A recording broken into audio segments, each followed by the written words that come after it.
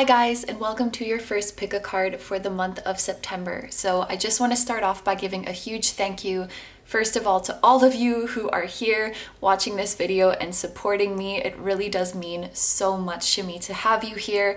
And I also want to give a thank you to all of you guys who suggested pick a card topics for this month, as well as everybody who voted on the poll. You guys always have such amazing suggestions.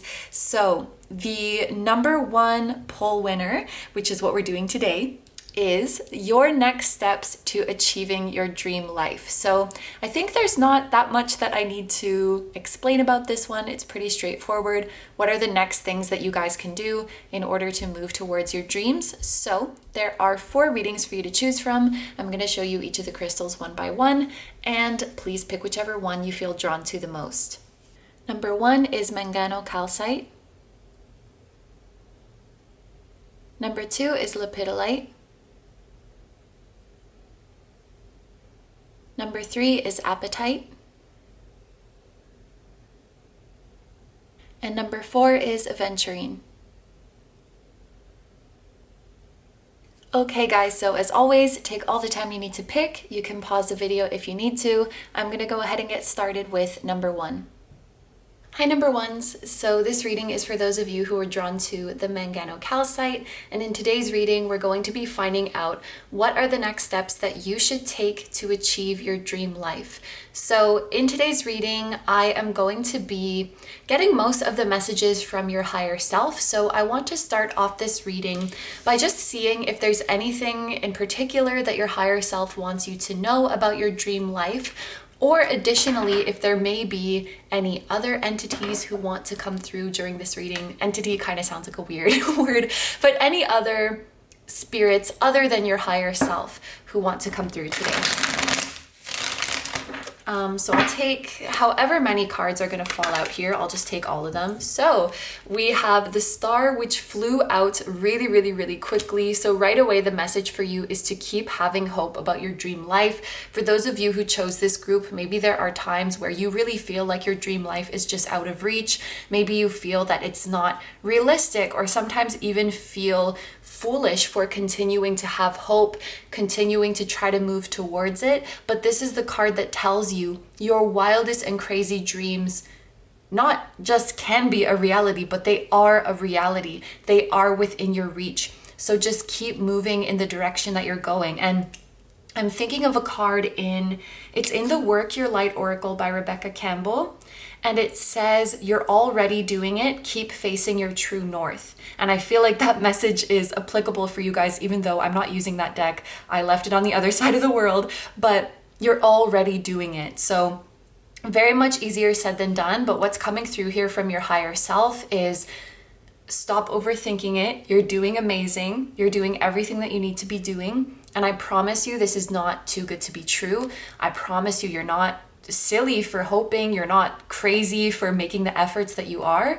Keep having hope for your future, because it's going to be even more amazing than what you are expecting. This is a future that really exceeds your hopes and your expectations.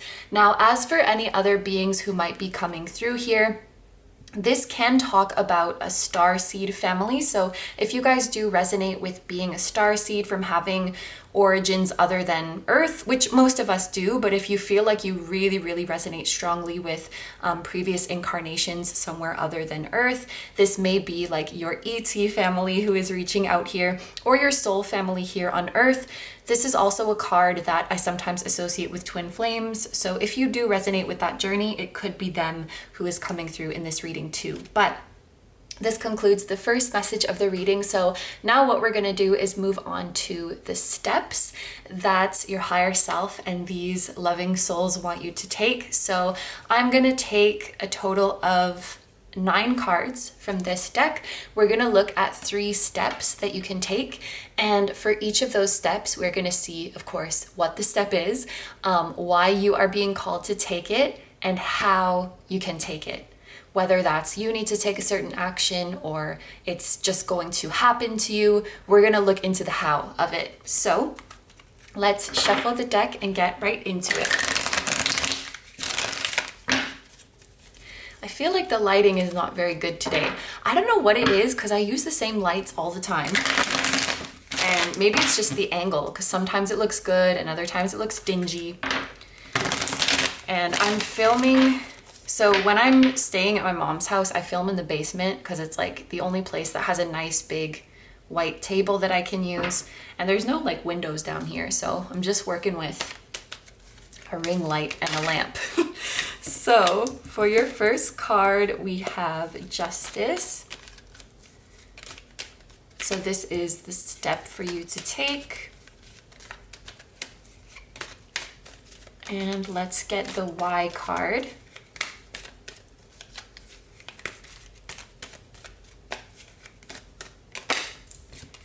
The Y card is Ace of Swords. And the How card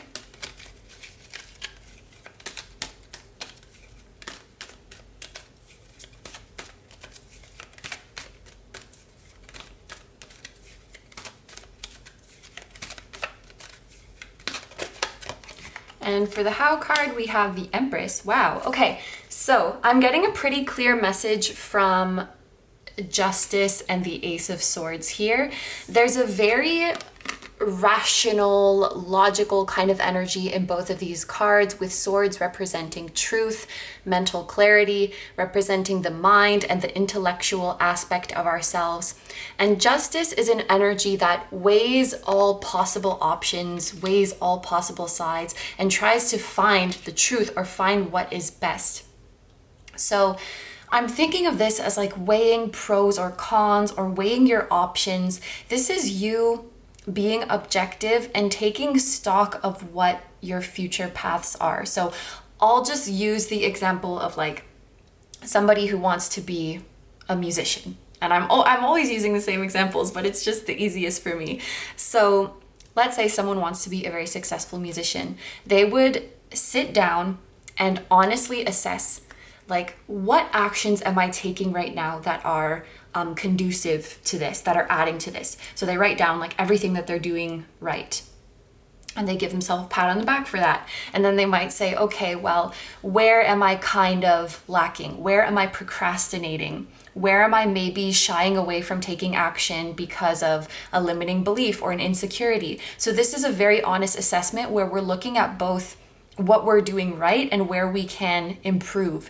And it's important to be impartial in your judgment with this Justice energy here. So you don't want to be like beating yourself up too much and saying like, I'm not doing anything, this isn't going anywhere. But at the same time, you don't want to sugarcoat things and say like, oh, this is my destiny, it's gonna happen anyway. You want to be like, from a very practical perspective, what am I doing right? What am I doing wrong? Where can I improve? And then maybe do the same thing with your options. Like, what are my options to proceed? Well, I can just start posting my music on social media and see if that grows organically, and ask yourself like what the pros and cons are of that, how you feel about that option. Or I could be reaching out to labels, I could be reaching out to radio stations, I could be booking shows. And I would definitely write this down and like make a list of all the different arenas that you could go in. And what do I like about that? What do I not like about that? And do I really have the drive to do that option? You know, this is like really taking an honest assessment about where you are and where you can go. And this is Libra energy, it's 7th house energy. So you might even want to bounce these ideas off of other people. You don't necessarily have to do this all on your own, because this is an energy that talks about the other, and maybe getting the opinion from somebody else would allow you to see things in a more objective way. Like somebody who can look at you as an outsider might have a more level-headed or objective opinion and might be able to offer a new idea. Like you might think you're not cut out for a certain avenue, but this person who doesn't have maybe the same resistance as you, or the same judgments, subjective judgments that you put on yourself, they might say, I actually think you would be a really good fit for that, and can maybe guide you to a more objective way of seeing your path. And the reason they're asking you to do this with the Ace of Swords is because And again, this is about clarity. This is about decisiveness. This is about seeing the truth. You guys might be a little bit scattered right now. And maybe this is why you think that your dream is too good to be true, because your energy is scattered or your thoughts are scattered. So you feel overwhelmed when it comes to achieving your dream life. I don't know how to go about it. It's all too much.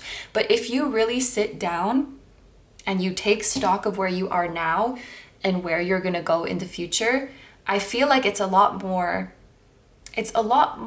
maybe not easy, but it's a lot more simple than you realize. So your higher self wants you to like break things down and get very, very clear on where you want to go, because we can't know what our next step is unless we know where we're going. So you might have an idea of where you want to end up, but what am I going to do?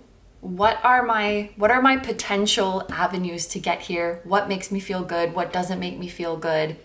And again, what am I doing right here? And what do I need to like pick up the slack on? So this is kind of like giving yourself a progress check, giving yourself a check-in and being like very, I don't even know if brutally honest is the right word, because sometimes the truth is less brutal than what we tell ourselves, but be brutally honest where you need to and be more gentle with yourself where you need to.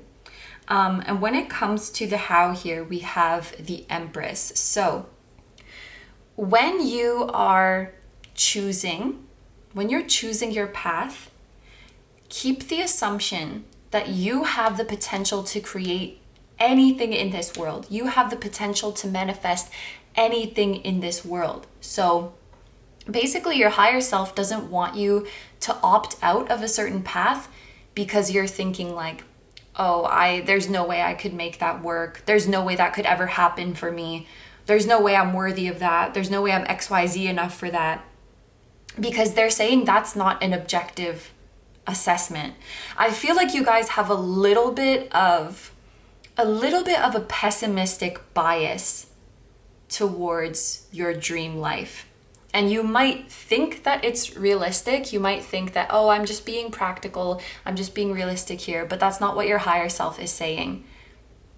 The reality is that you can make any of these dreams happen easily. You have more than enough talent. You have more than enough intelligence. You have more than enough strength. They're saying like, oh my gosh, it's so natural that you can make this happen. You guys, you might be getting just a little bit overwhelmed, a little bit impatient.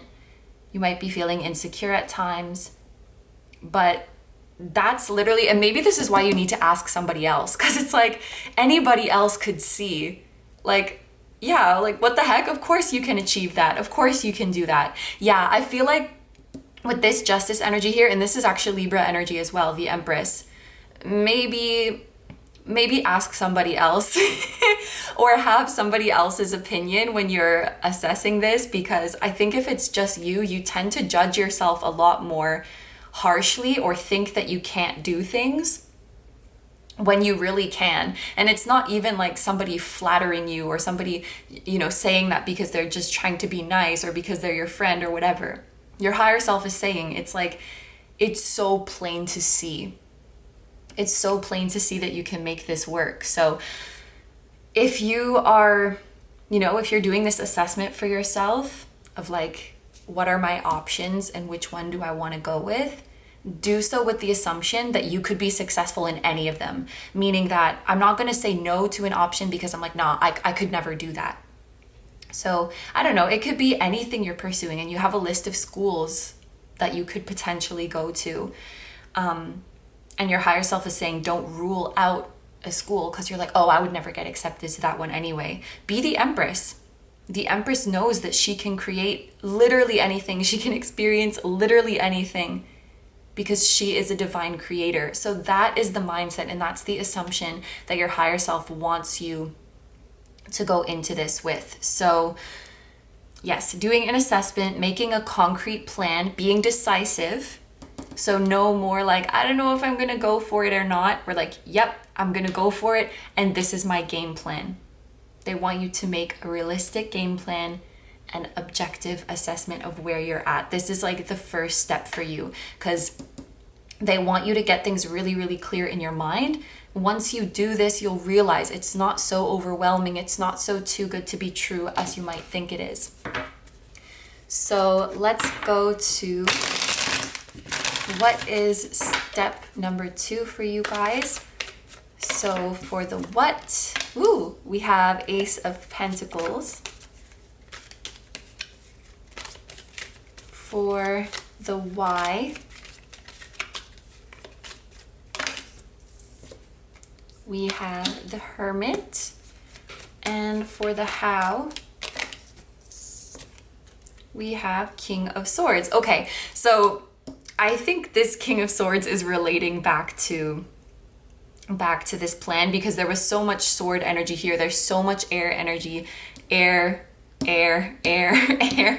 So I think the King of Swords is talking about your game plan and your strategy. So, okay, with the Ace of Pentacles here, this talks about a new career opportunity that is either being offered to you or that you are creating for yourself. With the Hermit here, it may be that many of you who chose this reading, you will be creating this opportunity for yourself, moving in a direction of self-employment, starting your own business, starting your own project. But this is a new opportunity and new money coming in your way.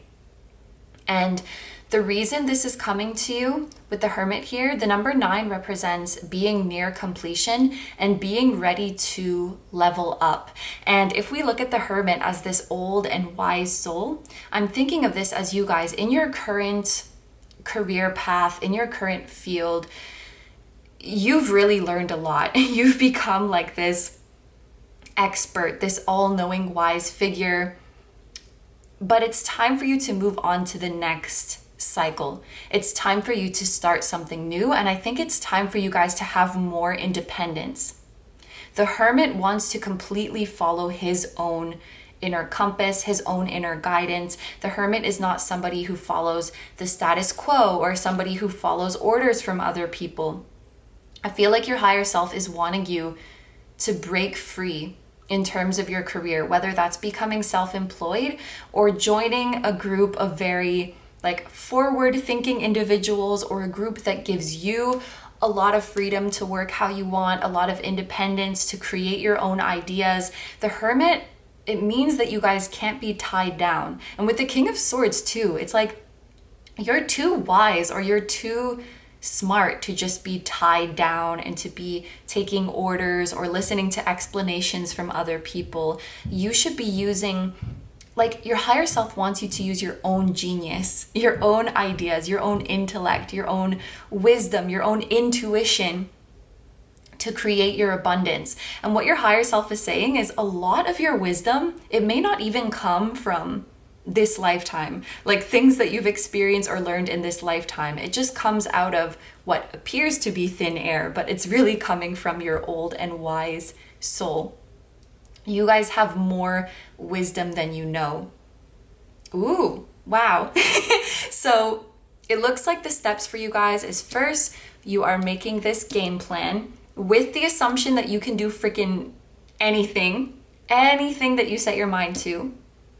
Then you're stepping into a new career, a new source of income. And even here, like, these are such powerful figures. Like, you're the king, you're the empress, you're the leader of your own life. Yeah, your soul really wants you to step into an independent career. So I think that this is what this reading is mainly about. This might be even what is going to lead you to your soul family, to your star family, to your twin flame or your divine counterpart. So I think when it comes to this Ace of Pentacles, this will be you going out to get it, because you're the one who's devising the plan. You're the one who's holding the lantern and embarking on this journey. So this is either a position that you are creating for yourself, or that you are going out there and putting yourself out there to ask for or to apply for. I don't really see this as something that is just going to come and happen to you, which I do see sometimes in readings, like, oh, you don't have to do anything, it's just going to come to you. But I feel like this really requires your decision, your commitment, and your taking action. Okay, so let's take a look now. Oops. Should we take these? These just fell out.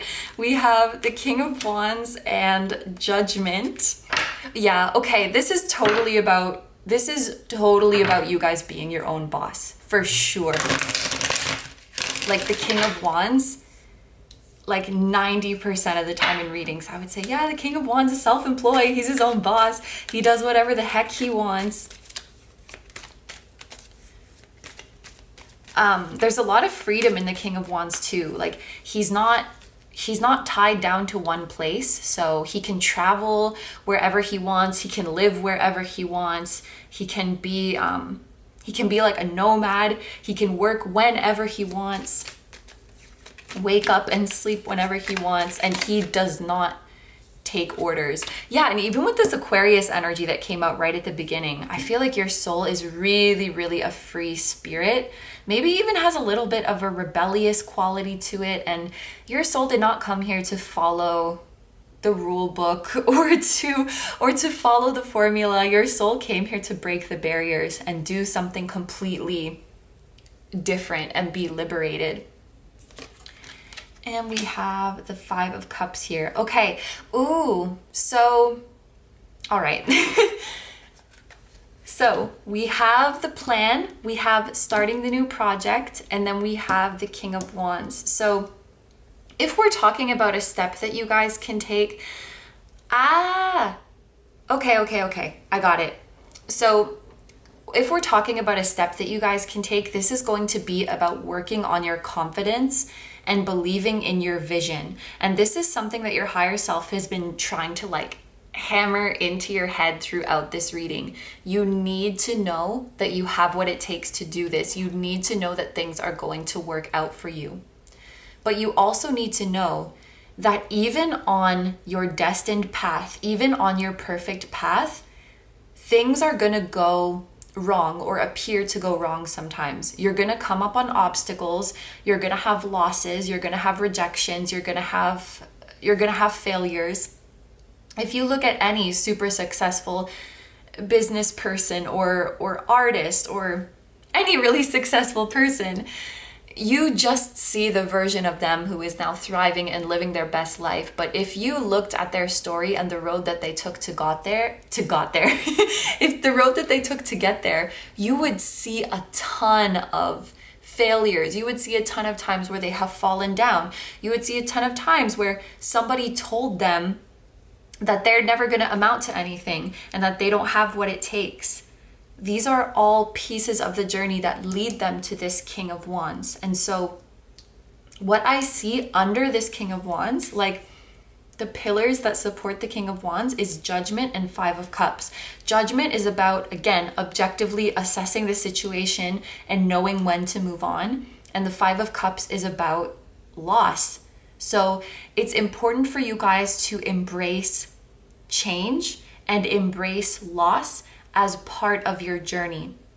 There's going to be some times where you hatch a plan and it doesn't work out, but you build off of that plan for your next one. So it's really important to not think that the efforts here were wasted, or, oh my gosh, I can't believe that I messed up again. Like I'm a lost cause. This is never going to work out for me.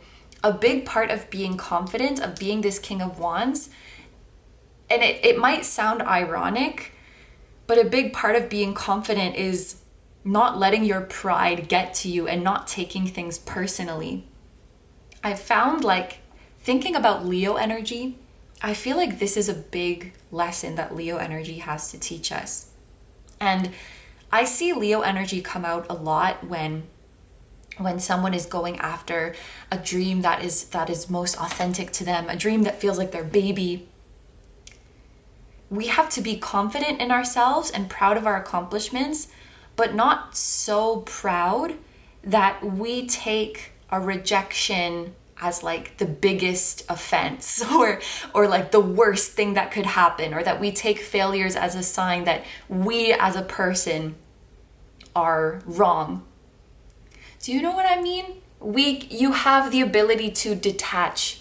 You have the ability to detach from the situation and not take it as like a direct attack on you or a direct evaluation of you as a person. So it's going to be important to build up this confidence, because on your journey, there are going to be times where things don't work out, where you put something out there and the response is negative, or the response is not as strong or as much as you wanted it to be, or you have to pivot on your original plan.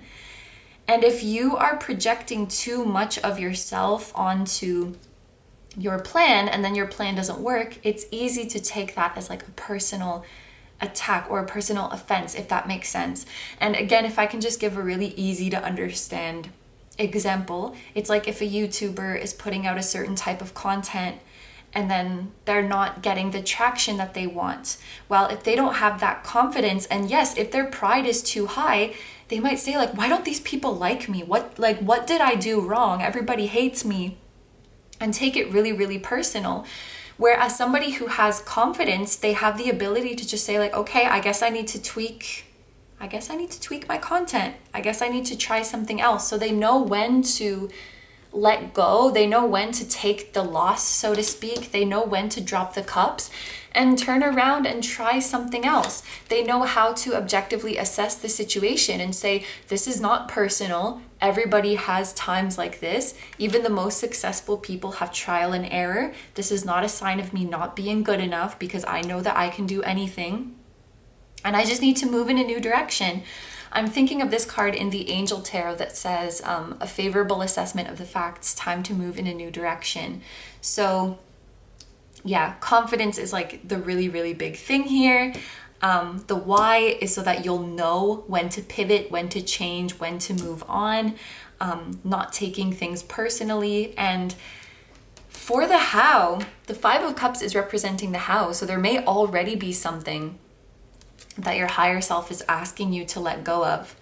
Some plan that you guys have that is not working, and there's a need to pivot and try something new, because the number 5 is the number of pivoting, being the number in the middle. It's like the moment where you could go this way or that way. So this may be coming here because your higher self wants you to move on from something. Could even be a career that your higher self wants you to move on from, because your higher self really wants you to go in a more independent direction, really take things into your own hands. And in order to become this independent and free king, you need to know when it's time to move on. So there could be a message in there as well, like there's a certain job or a certain situation. Your higher self is saying it's time to leave. This is a big step to achieving your dream life. So we have a game plan, we have a career change, and this is both confidence and knowing when to let go. And this may be your higher self hinting that right now, at the time that you are watching, there is something to be let go. Okay, so now to finish off the reading, we are going to look at just a few oracle cards and see what other messages your higher self has for you. So first we have perseverance. Look, I know that I can do whatever I set my mind to, and this is exactly what I was saying. I don't even need to further interpret this. With this purple color here, this is making me think of the crown chakra. This is what connects you to the higher realm. So there may be a message in here of the more and more you connect to your higher self, the more you will remember that you can do whatever you set your mind to, the more that you will remember your role in creating your reality. The next card is doubt. I release the need to know all the answers. So planning is really important. There was a whole section here about planning. So I'm not going to tell you like, oh, you don't need to know anything. You don't need to have a plan. Just go forward with it. I think planning is important, but we can get frozen in that stage. we could keep planning all day. We could keep finding the details all day. And actually, this is actually something that is talked about in, I don't know what you would call it, like in the productivity community, where it's like your brain can trick you into thinking that you're being productive or that you're taking steps if you just keep planning. Like, oh yeah, I was productive today. I planned the following week. But it's like, did you actually cross anything off your list today? Did you actually get anything done today? So I'm not knocking planning. I'm not saying it's bad, but we can very much get stuck in that planning stage and saying like, oh, it's going to go like this and this and this and this. And we feel like we can trick ourselves into thinking we are moving closer, even though we're just perpetually staying in stage one. I hope that that makes sense. So it's really important to know, like, yes, this is a plan I have, and I'm gonna adapt as I go along. It's impossible to know every single step in this stage, but you can plan your next action. And then once you take your next action, you see what happens, and then you can modify your plan if you need to. Like we talked about here, knowing when to change things, knowing when to drop something. And I feel like maybe you guys, especially if you are in a more pessimistic or insecure or just scared place about going after your dreams, you know, having more answers, obviously it makes us feel more secure. But again, we can get frozen in there where it's like, I need to know that this is going to go well before I do it. And sometimes it's just about trial and error. And again, like even your idols, the people you look up to, I guarantee they've had so much freaking trial and error in their lives and so many times where they messed up before they got to where they are.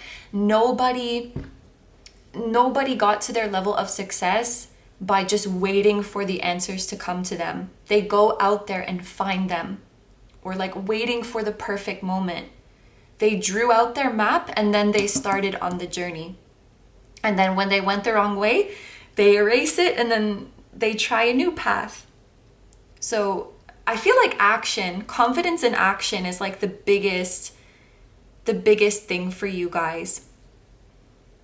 Clear plan, action, and confidence. It's really very like practical advice, but you can do it.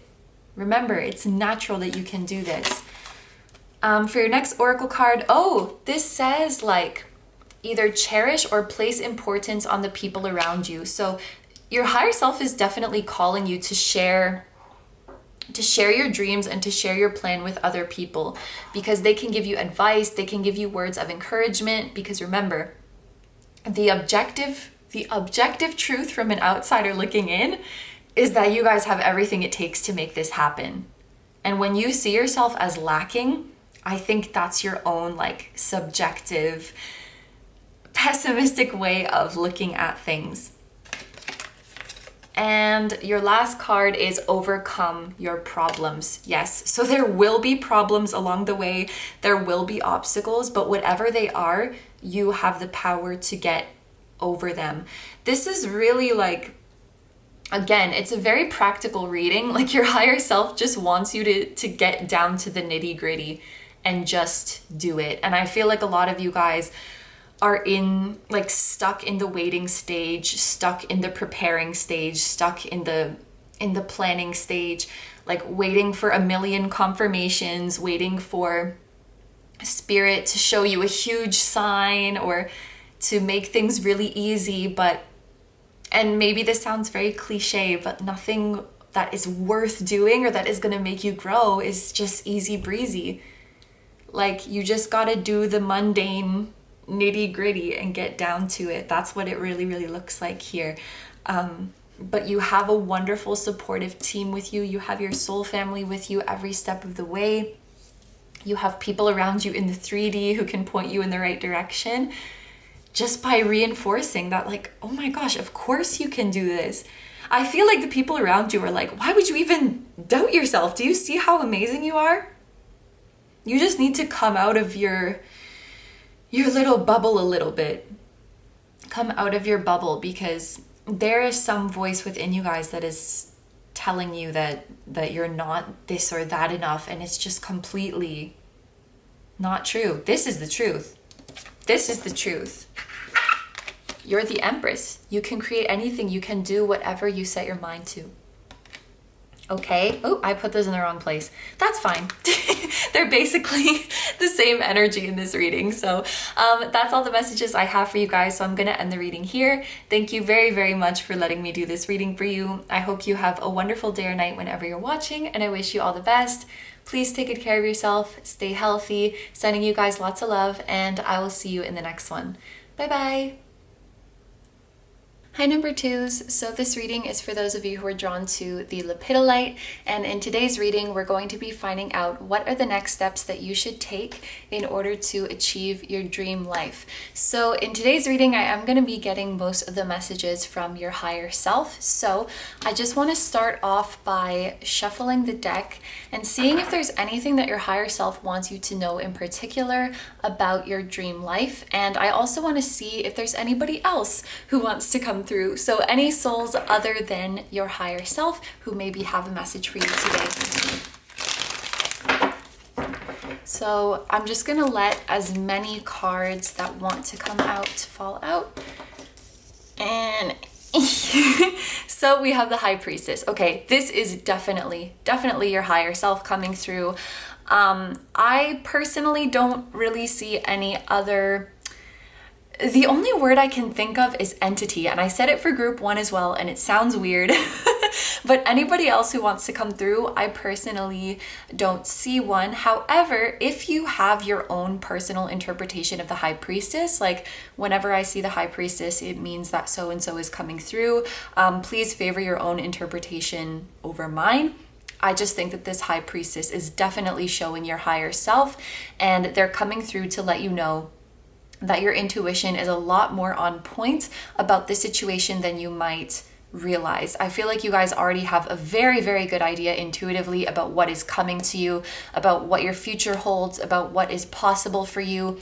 Even if you don't necessarily see it yet in the 3D, you have that sixth sense. You have that gut feeling that things are moving behind the scenes. You've likely had dreams about this coming to you. You've likely had psychic experiences about this coming to you. So this High Priestess is coming out to let you know that your intuition will always lead you to the right place. You know where you're going. Trust your intuition. I mean, we always say that, but that's really what the High Priestess wants you to know. So now we are going to move on to the specific steps part of this reading. So I'm going to be taking a total of 9 cards, and we are going to look at 3 steps that you should take. And for each of those, we will see what the step is, why your higher self is asking you to take it, and how you can take this step. So is there some action that you need to take to complete this step, or is it just going to happen to you, or what's the advice with regards to this step, basically? So let's get right into it. Starting with step 1. What is the first step that your higher self wants you to take? We have the Page of Cups to move towards your dream life. 8 of Swords, and then we have the Empress. So interesting, when we were doing group 1, the Empress came out in the exact same position. So it came out for the how of the first step, which is kind of cool. So I think I might take it in the same interpretation. What you guys need to complete this step is the assumption that you can create anything that you set your mind to. You can manifest anything that you set your mind to. So the step is being shown as the Page of Cups here, and I really want to talk about this fish that we see on this card, because this fish represents an unpredictability. It represents an element of surprise, almost as if the page didn't know that this fish was in the cup, didn't know what was in the cup, and was pleasantly surprised. So what I see here is that there is a need for you guys to assume, to go about your life with the assumption that when there is an unknown, it can be something good. or it can be something that is better than you thought. Because what I'm thinking for most of you in your current energy is that when you don't know something, when you don't know what is going to happen, what's going to come of this situation, you might tend to expect the negative outcome or expect the worst thing to happen. You might associate unpredictability with a negative outcome or feeling out of control or something like that. And we have the Eight of Swords here as well, which is often a mental blockage that stops us from taking action. So if I put all of this together, what I'm seeing here is like a fear of coming forward or a fear of taking action because you don't know what the outcome is going to be. And if you don't know what the outcome is going to be, then it's probably going to be the bad one. Or this is how you guys are unconsciously thinking. And your higher self really, really wants you to get into the habit of saying, if I don't know what the outcome is going to be, this is my opportunity to manifest the outcome that I want. This is my opportunity to visualize the outcome that I want. This is my opportunity to put it into my own hands. And I feel like sometimes you guys forget this. Like you forget that you actually have the ability to manifest. You actually have the ability to decide how this goes. And very often it's kind of like you feel like a victim to the circumstance. You feel like you can't control what is going to happen. There's quite a bit of a powerless energy when it comes to this Eight of Swords. And the Empress is only as powerful as her mindset is. Like imagine if she was the Empress, but she didn't believe that she was, then all of her power is gone. And it's not that she's powerless, but it's the self-fulfilling prophecy of thinking that she can't. And I feel like this is what you guys might be dealing with. So the first step is repairing your relationship with the unknown and understanding that if you don't know what's going to happen, it can very well be the best thing that ever happened to you. And it all has to do with, are you confident enough to take that leap of faith? Are you confident enough to try? Because if you step into it and say, I'm going to manifest my dream outcome out of this, you will manifest it. And I feel like sometimes your mind traps you into these self-fulfilling prophecies where you think it's going to go bad and then it does, or you think it's going to go bad so you stop taking action entirely. You guys definitely need to remember your manifesting powers. That's your first step. Remember your manifesting powers. Remember that you have the power to color in this painting that is life. Okay, we're going there. Color in this painting that is life with any color. If the canvas is blank, you can fill it with your favorite colors. You can fill it with the most beautiful colors. You don't have to sit there in fear that somebody else is going to come and paint it gray and gloomy. You have more power to change your narrative than you realize. This is the very first thing that your higher self is showing you. Some of you guys with the Page of Cups here, you're definitely being encouraged to tell somebody how you feel, or to have hope in a connection, or to express yourself creatively, or to put yourself out there in a spiritual sense, like to start sharing your spiritual gifts or sharing your spiritual beliefs. These are all things that I can associate with the Page of Cups. And you need to know that it's going to go well when you do. Like, this is your promise that it's going to go well. And remember, it's not like your life is happening to you. You are making your life. You are creating your life. Really start to see yourself as the artist behind your life, and not like you have to sit here powerlessly and see what happens to you. This is the most important thing. And again, when there's an unknown, when there's an unexpected element, you have the power to make it the good thing. Yes? All right, so let's move on now to step number 2 for achieving your dream life. We have 5 of Swords,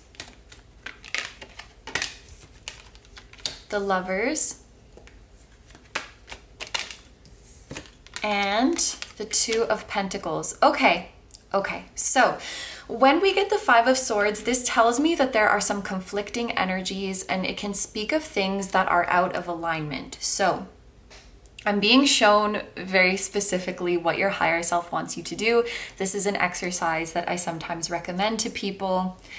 Write out your dream life. You can get as detailed as you want. It's completely up to you. And then write out who, and I should say, you can also do this in your head. I don't want to make you do homework or something. You can just think about it. Who is your dream self? So who is the person who is living that life? What is their personality like? What are their habits like? How do they deal with conflict? How do they fill their time? Really get into I think a lot of it is about the habits, the personality, the character of the person who is living your dream life, aka the future you. And if you look at your current life, are you that person? Do you have those habits? Do you fill your time in that way? Do you give your energy to the things that the dream you would give their energy to? And see where there's a disconnect. If I can do it for myself really quickly, the dream me does not spend a ton of time on YouTube and social media, and the dream me eats a lot healthier and the dream me goes to bed a lot earlier, and the dream me is a lot more confident and dedicates more time to their dreams and passions. Like that's the habits and the personality of the dream me. So right away in my current life, I can see what's out of alignment. So, how can I expect my dream life to come if the person I visualize living that life is not me? So I have to become the person who I see. The skills that I see that person having, what 24 hours in their life looks like. I have to do that. I have to become that, because again, it doesn't happen to me. I create it. I become it. So this is an exercise of finding what doesn't match. What doesn't match in your habits, in your routine, in your personality, in your problem solving, in your relationships. That's going to be a big one with the Lovers here.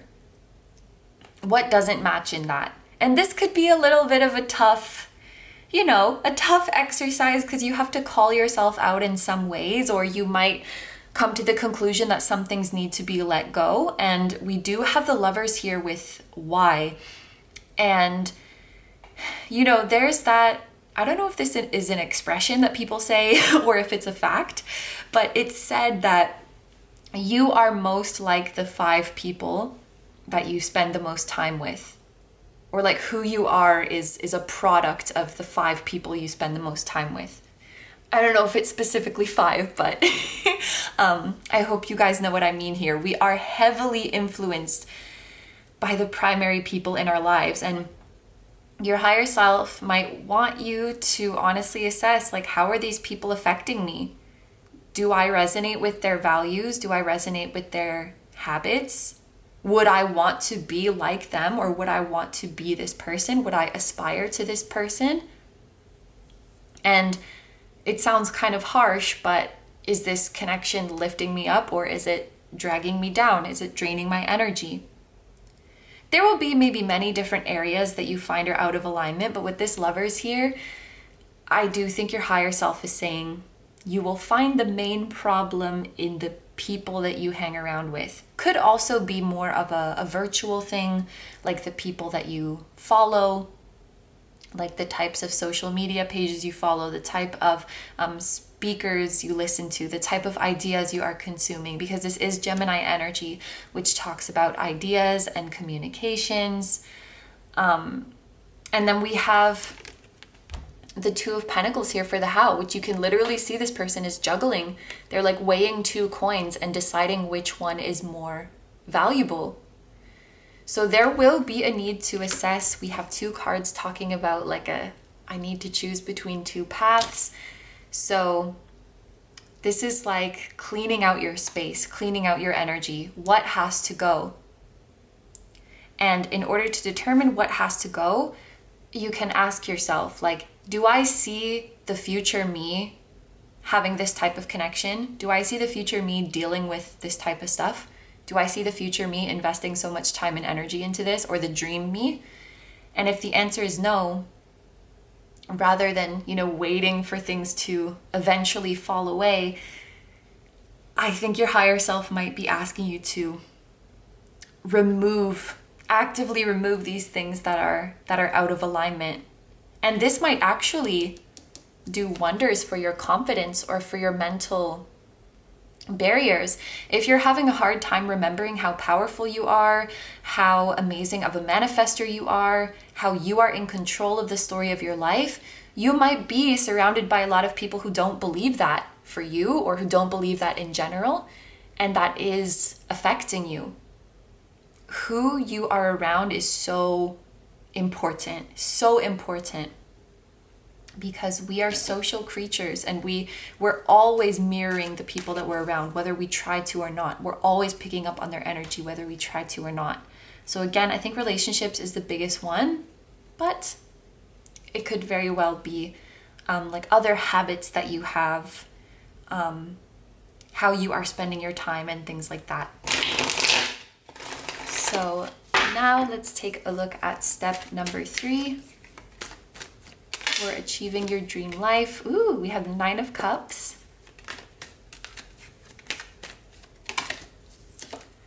Four of Pentacles.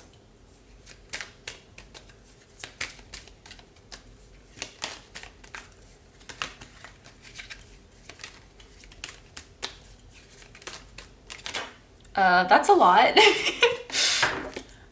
Let's try that again. And we have the 6 of Wands. Oh my goodness. Okay, so I just want to tell you guys, first and foremost, whatever it is that you want in your life, you do have angelic support. It's interesting because when I was shuffling the deck and a bunch of cards flew out and I took them back, I was thinking in my head, maybe there are more souls here. Maybe there are more beings who want to come through, and that's what that was. And I totally feel angels coming through here. 4 of Pentacles is like an angel card just for me, like in my tarot language. This card means angels.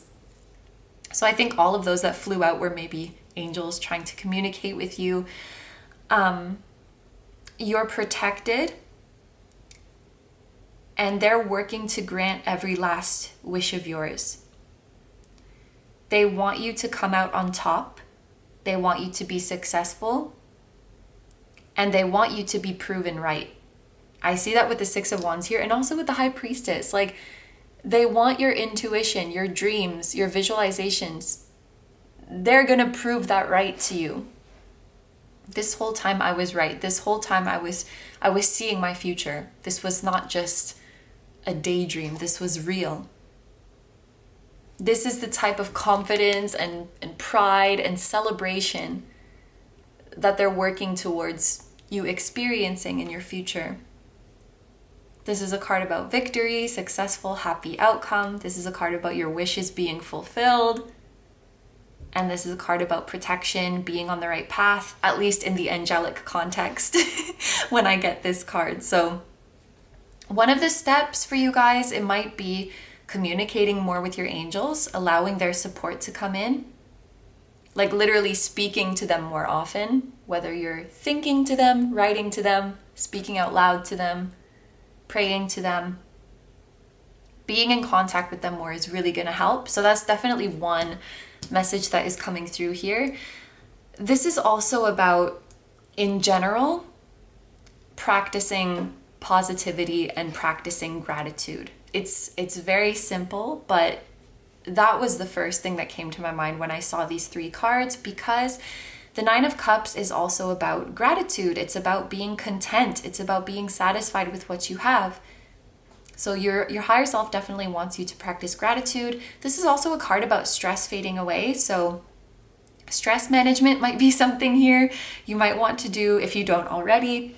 Meditation, journaling, removing negative influences from your life, doing like a mass purge, a mass unfollowing, a mass cord cutting, an energetic detox.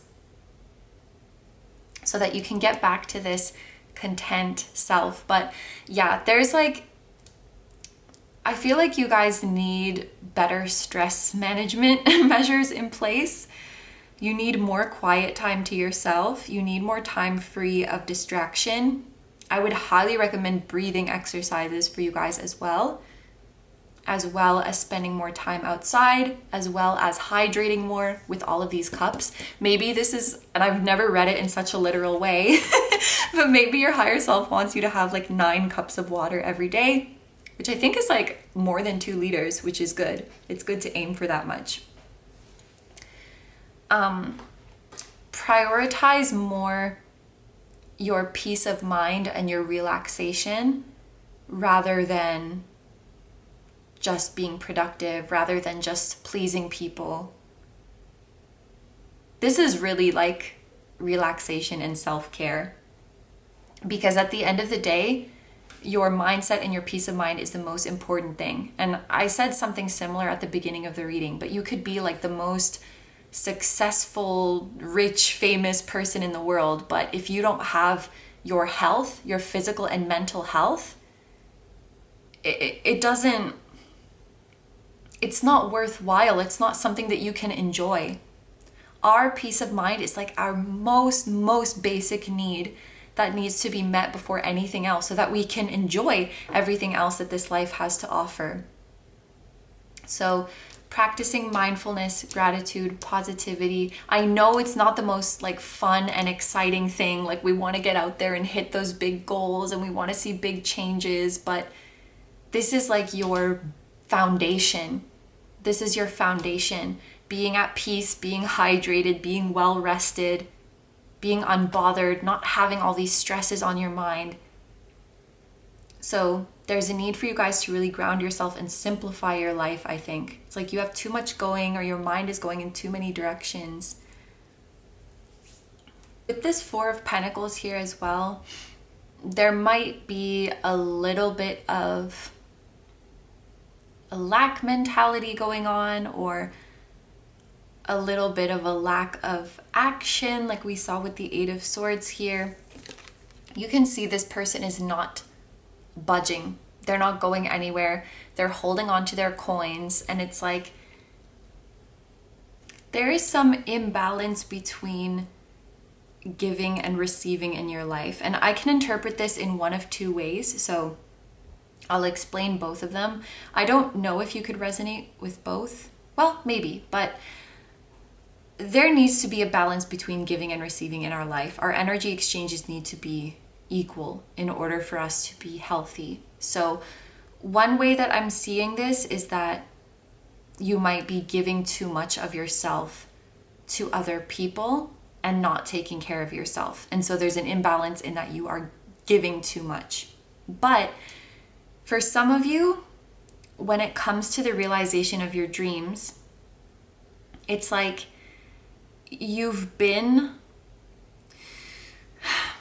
it's like you want to receive without being willing to give up anything. Like, I want my dreams to come to me, but I don't want to have to take any risk, or I don't want to have to take any action or take any leap. And it's because you've been taken from so many times, or you've been disappointed so many times, that unconsciously giving of yourself doesn't feel safe. So it's not like in a selfish or entitled way. It's like your subconscious is trying to protect you from losing any more than you already have, that you feel like you cannot give of yourself. And this puts you in this 8 of Swords energy where you're kind of frozen. It's like somebody who, I want everybody to admire my singing voice. Okay, then come up here and sing for everybody. No, I'm too scared. I'm not going to do it. I just want you to admire my voice, but I don't want to have to sing. So it's like this kind of, what is the word? Contradiction. It's this kind of contradiction where, you know, giving something of yourself, giving some energy is I'm forgetting all of my words today. Giving something of yourself is the precedent to receiving. Just like You cannot exhale unless you have inhaled first. Inhaling is the precedent to exhaling. So you're stuck in this place where you cannot receive because you're afraid to give of yourself. Because what if I don't get it back? What if I lose more than I already have? It's like you want to prepare this feeling of making right what has already been taken from you, or what has already been lost, but you can't do that from shutting off or from never giving of yourself again. We can only overcome this fear by facing it, by rising above it. So that's the two different ways I can see this. When it comes to the Six of Wands, I really just feel, I know this is supposed to be the why, but I really just feel this was your angels coming through to let you know that everything you've ever wanted in this world can be yours, is coming to you. That you'll come out on top, that you'll come out confident. And again, there was that message of like you being proven right. And I do think a lot of that is like proving to yourself that you were right. But you know, you may be proving some other people wrong and proving yourself right in the realization of your dreams. But this is what I see for the 3 steps. So just to finish off the reading, we're going to take a look at some oracle cards to see if there's any last messages for you from your higher self and from the angels. We have purpose. I know what I am here to do. So whatever it is that you guys want to accomplish, it's definitely part of your purpose. It's part of your destiny. So if there's a career you want to pursue, it's part of your calling. If there is a connection you want to pursue, it is a fated soul connection. You know, and yes, that's even the message of the High Priestess. I know what I'm here to do. I have that deep knowing of why I'm here, of what my soul is searching for. And there's this beautiful deep purple color to this card as well, which is reminding me of the crown chakra. Your crown chakra is lit up. You may not see it yet in the 3D, but you can feel it psychically, and you know it to be true, that this is what you were meant to do. This is what you were meant to have and meant to experience in this lifetime. We also have blame. I accept responsibility for my well-being. So this yellow color now is making me think of the solar plexus chakra, which is about confidence, which is about being assertive, which is about putting yourself first and going after what you want. So this is a really interesting duality that we have here, because yes, this is your destiny, this is your fate, but we also have to take the responsibility to go for it. Just because something is your destiny, it doesn't mean that it's just going to show up at your door without you doing anything. It does mean this is the script that your soul wrote before coming here, but now you, as the agent of your destiny, need to act out the script as well. So it's important to remember that fate and destiny does not equal inevitable. I know it's described like that a lot, but we always have free will that is going to trump our soul's plans. And our guides and angels, they can try really hard, and they will keep trying really hard to keep us on the path that we chose. But at the end of the day, it is up to us, like, to hold up our end of the deal. We have, this card says to cherish those with whom you have a strong bond. So maybe for many of you, there is some connection that you're being called to pursue, that you're being called to hope for, to put yourself out there for. Maybe you guys are getting some confirmation with this card about a soul connection that you have suspected, if that's the right word. And then finally, we have the barriers that you feel difficult are put there yourself. So whatever you feel is blocking you, whatever you feel is hard, it's put there by yourself. And this is a card that I think relates very, very closely to the Eight of Swords, because this is about feeling like we're tied up, feeling like we're restrained. But at the end of the day, what is really holding us here is our mindset. And remember what we said, like, you could be the most beautiful, successful empress, but if you don't believe that you are, it's the same as if you weren't, because all of your power is in your mind. All of your power is in the belief that you are or aren't this empress, that you are or aren't this high priestess. And I can kind of see this reflected within all of the steps. There's this call to look within. How are my beliefs affecting this? How are my habits affecting this? Because what it all comes back to is remembering your manifesting power. If you can take one thing from this reading, it's to remember your manifesting power. Because I feel like a lot of you have forgotten that, how powerful you truly are. It all comes back to you.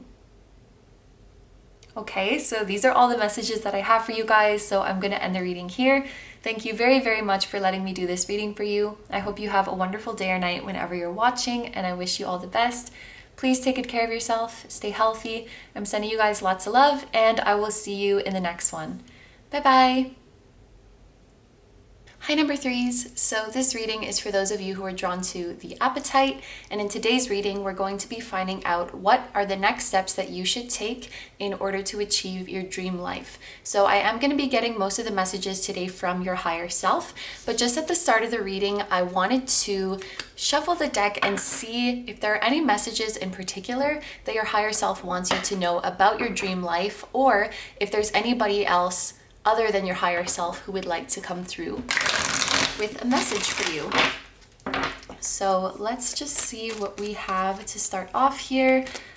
I'm not gonna limit like however many cards want to fall out. We will take all of them. Well, maybe not if like 20 cards fall out, but you know what I mean. 2 or 3, we can take all of them. Is there anything in particular your higher self would like you to know about your dream life, or anybody else who would like to come through? So we have, okay, 2 cards which flipped over together. We have the Page of Pentacles and the 6 of Pentacles. So if you guys have been watching my videos for some time, you might know that I consider the 6 of Pentacles to be a soulmate card. The reason being these 2 people are dressed in the same color as the people on the 2 of Cups card, so blue and yellow. And then I think of this person in the middle as the spirit guide or the entity, or even like the shared soul, if you believe in that, that is bringing these 2 people together. And the number 6 is about harmony, reciprocity, balance, unconditional love. So it has very loving soulmate energy to me. And especially when we're pulling it for a question like this, like who's coming through for you, this really, really gives me soulmate vibes. So this can be the higher self of a soulmate. And then interestingly, we have the Page of Pentacles here. So maybe this isn't going to resonate for everybody, but pages can represent children, and especially because this is like the child of pentacles and this connection is being shown as pentacles, this could be the higher self of your romantic soulmate and the higher self of a child that you would have together in the future. And maybe that's even a part of your dream life, is like finding your partner that you're going to have a family with. And if that is resonating for you, I really do feel that their higher selves are going to be coming through in this reading. Now, that might not resonate for everybody. Pentacles also have to do with finance and career. So this could be like a professional soulmate, somebody that you're going to collaborate with. And then, you know, this child is representing that the 2 of you will metaphorically, you know, give birth to something in this world that may just be, you know, a business or a project or an invention or something like that. And I should say as well, if you do feel called to claim both of these meanings, like this is someone you'll be with romantically, that you'll have a family with, and that you'll also create an empire with, you can totally claim both of those. There's no limits to what you can manifest because this is your dream life. But I just wanted to point out both of those interpretations, and I want to let you know that your future is very abundant, okay? There is a lot of material wealth coming for you, and a message for you guys is, with this Page of Pentacles, it may be time for you to take on a new challenge and sort of enter into beginner mode or amateur mode. This is like a new field of study, a new business project, a new area of interest. You're starting something completely new. And this is, I just feel like this is going to lead to some really important connections for you. Or if you have no idea what this new endeavor is, you might be meeting somebody who's going to offer it to you. Like, if you have no idea what the project is that you're supposed to start, maybe this person is going to enter your life, is already working on something that you feel very inspired by, that you would like to join them with. There's many ways to interpret this, but this is the energy we have starting off with. There's also a lot of earth energy coming through here. So we have Taurus, Virgo, and Capricorn energy. But this is what I'm seeing so far.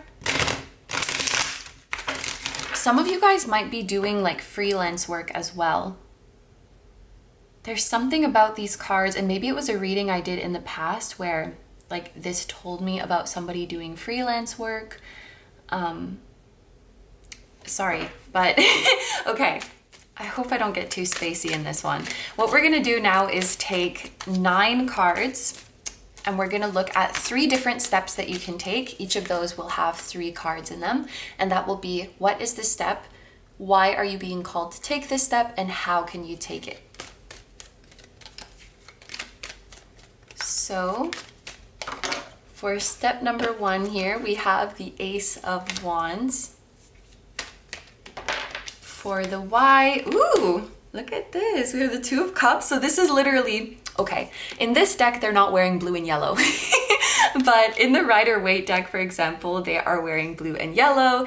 And the Six of Pentacles in the Rider-Waite deck, they're also wearing blue and yellow. So that's where that came from. Anyway, this could totally be a confirmation that, yes, we were talking about a soulmate connection here with this Two of Cups. And the how, oh my gosh, I just realized this is almost completely reiterating that previous message. It's time to have a new beginning. It's time to enter into beginner mode, new field of study, new career, new project, because Ace is all about new beginnings. And that's going to lead you to a relationship, or it could be the other way around. A new relationship is coming into your life, and that's going to lead you to the new beginning. That's so cool. Took me a second, but that's so interesting. Okay, and let's get one more.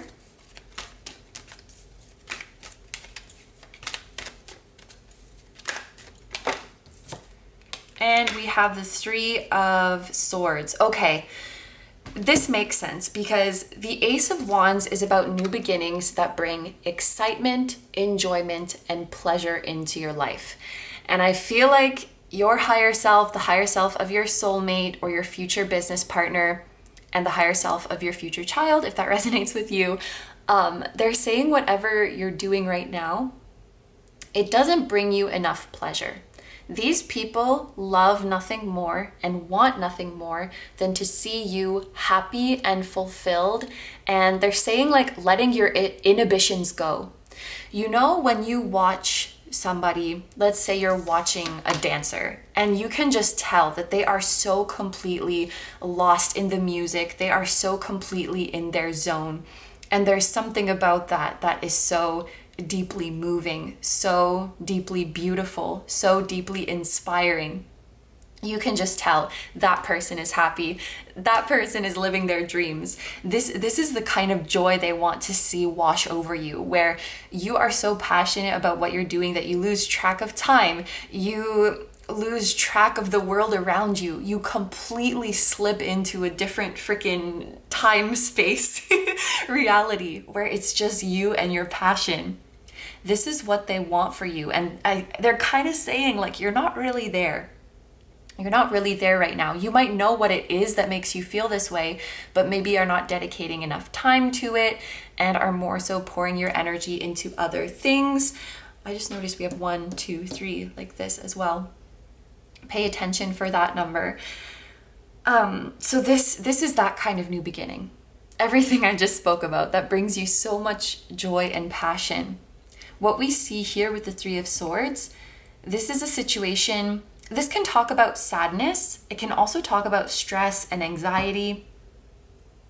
And honestly, in your situation, it might be a little bit of both. Like whatever you're doing or spending the most of your time on could be a source of stress and anxiety for you. Could also be a source of sadness if the thing that you really love has to be put on the back burner for it. But what I often see with Three of Swords is it speaks about the balance or lack thereof in our mind, body, and spirit. Like when we let our mind fully take control and we forego what our spirit is saying, that's going to lead us to poor health.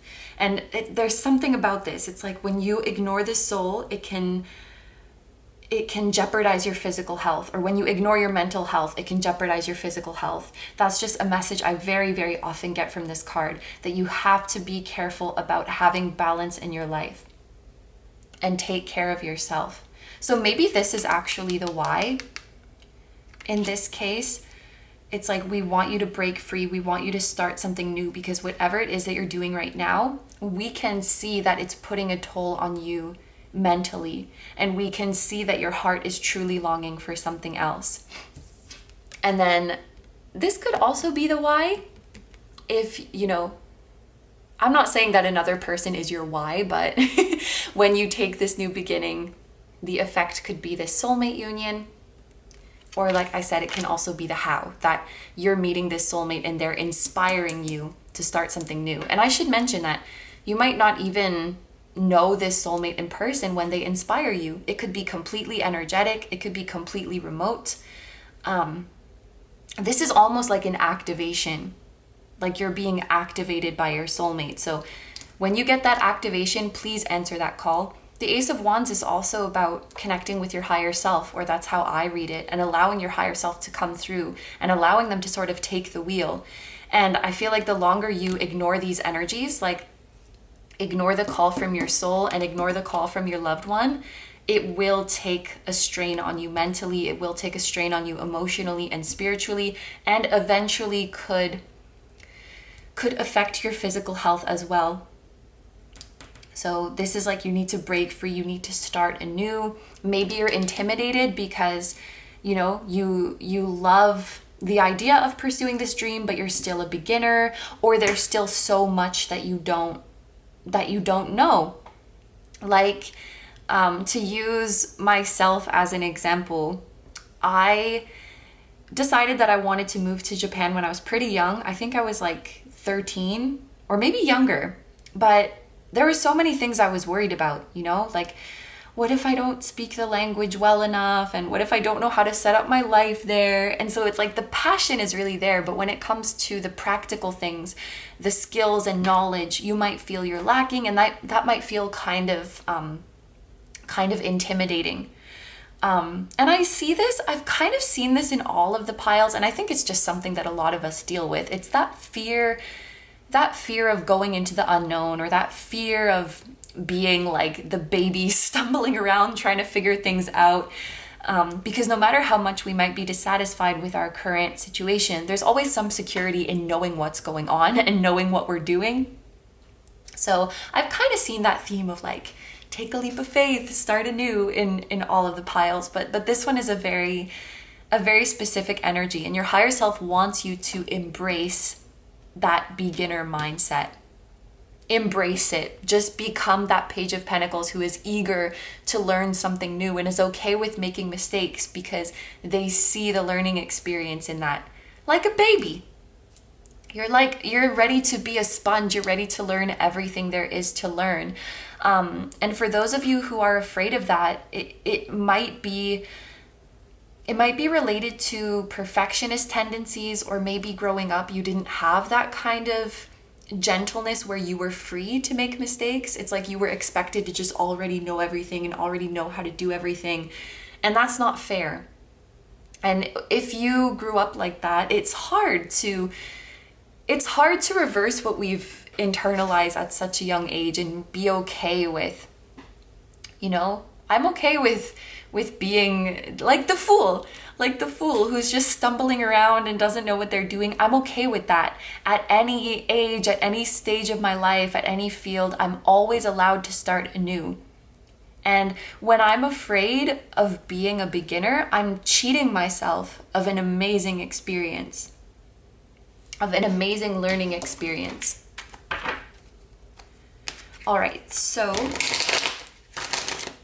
for step number 2, let's see what we have for you guys. Your cards are coming out quickly. We have the Knight of Cups, which is like making a romantic offer to somebody. There's a lot of there's a lot of like soulmate and love messages coming through in this one. We have the 9 of Swords.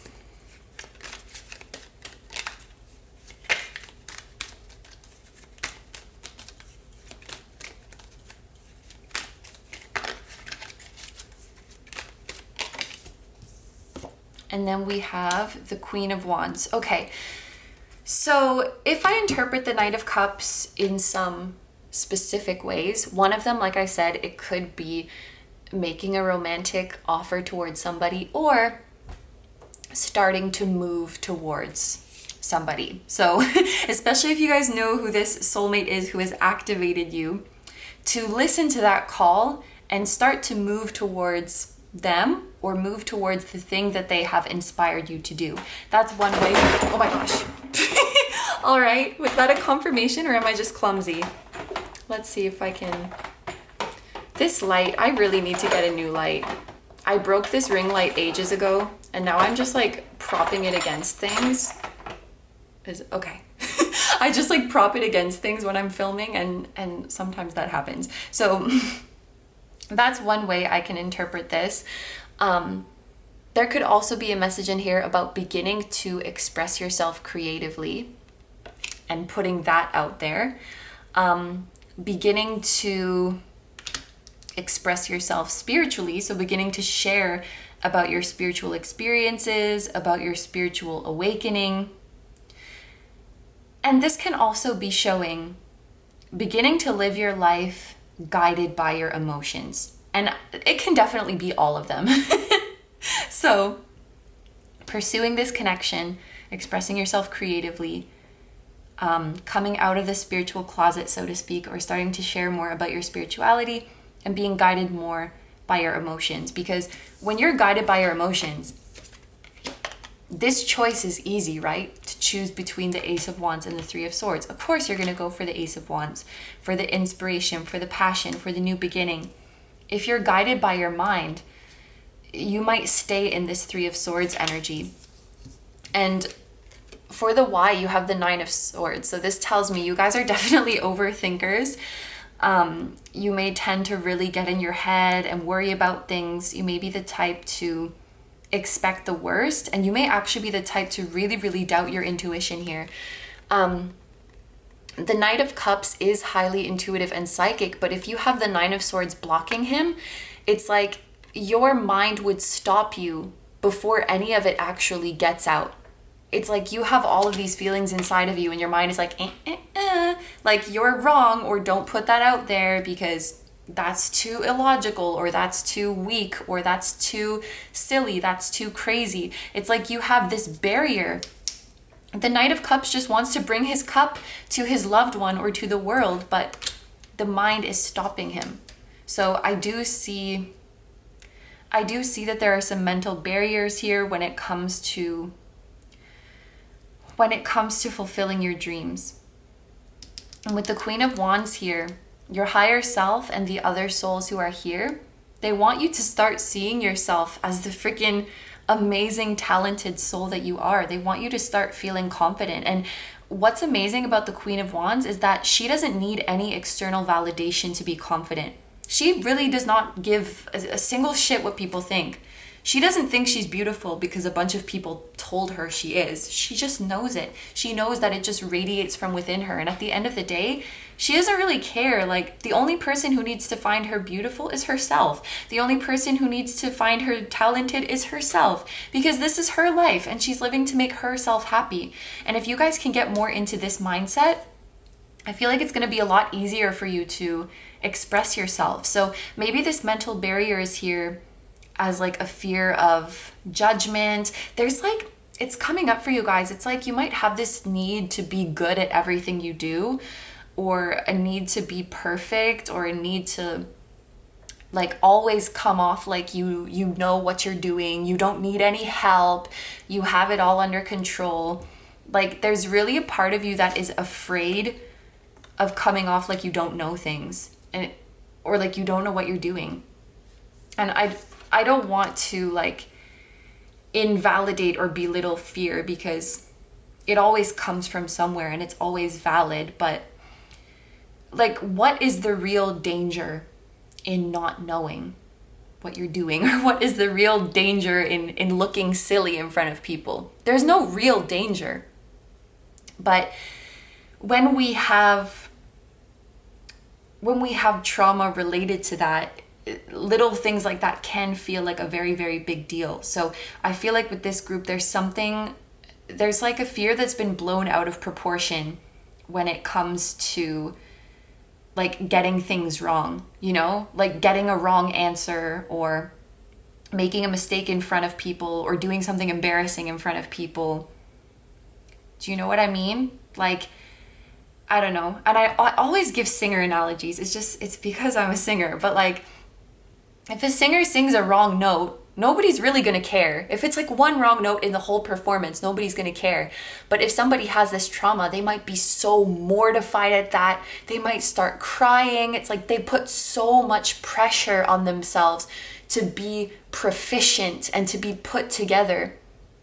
And there may be something in their past that is making them feel like making a mistake is the worst thing that you could do. It could be like very, very strict parents or teachers that they had, you know, like they got one answer wrong on a test and their parents lost their minds, you know, because this is learned, right? You learn to interpret these things as a big deal. But I feel within you guys, there's like this deep fear of like judgment or being laughed at or being perceived as dumb, or people seeing your mistakes, people seeing your failures. And the Queen of Wands, which is your how, which is what your higher self and your loved ones, your loved souls want you to embody, is like, I don't give a shit because I'm not doing this for you. I'm doing this because I enjoy myself. And when you start to prioritize your own pleasure and your own passion over how others evaluate you, this is going to become easy. Now that process is not easy. It could take a long time. I've been working on my solar plexus since like February. Like, this stuff takes a long time, and I feel like you guys might need to work on your sacral, actually all of the lower ones, honestly, but sacral and solar plexus are coming to my mind very, very strongly, where you can actually say with confidence, I don't really care if you don't like what I'm doing, because I'm not doing this for you. I don't need your approval. I don't need your validation. I'm doing this for my own fulfillment and for my own pleasure. And it's really not my problem and not my business. Isn't there that quote, like, other people's opinion of you is not your business? I'm sure I read that somewhere. But this is really the next step for you, is building that confidence. And once you have that, you're going to be able to embody this Knight of Cups with ease, like expressing yourself, expressing anything that is on your mind, sharing about your spirituality. And if somebody's like, you really believe in that stuff? You'll be like, yes, I do. And what about it? Like, go about your life, sir. I don't care. This is what I believe. This is what I love.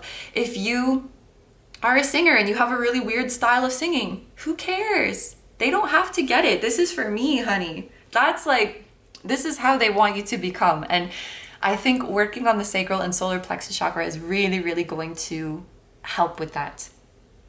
And also, like, with the idea of expressing your feelings to somebody or making an offer to somebody, if there's anybody you'd like to collaborate with, if there's anybody you'd like to be involved with, if there's anybody you'd like to help you, have the confidence to go and ask them. Because the worst that could happen is to say no. But if you never, that they say no. But if you never ask them, then you miss 100% of the shots you don't take. Okay, so that's step 2. Let's take a look now at step 3 for you guys. Ooh, the Empress has come out in everybody's reading. So this is just a message that we all need to know, I guess. So I'm just going to repeat it for you guys too. You are capable of manifesting and creating and being absolutely anything. Every single person got this message so far, and I love that. And last month we did a reading all about the Empress energy. So she's coming through to say, oh my gosh, you guys are already all Empresses. Start to see yourself as the Empress, capable of creating anything. Do you think the Empress Do you think the Empress gives a shit what people think? She's like, I'm the Empress. What are you talking about? The Empress is also a symbol of fertility. So again, there's this feeling of like giving birth to something, whether that's a child or a business or both.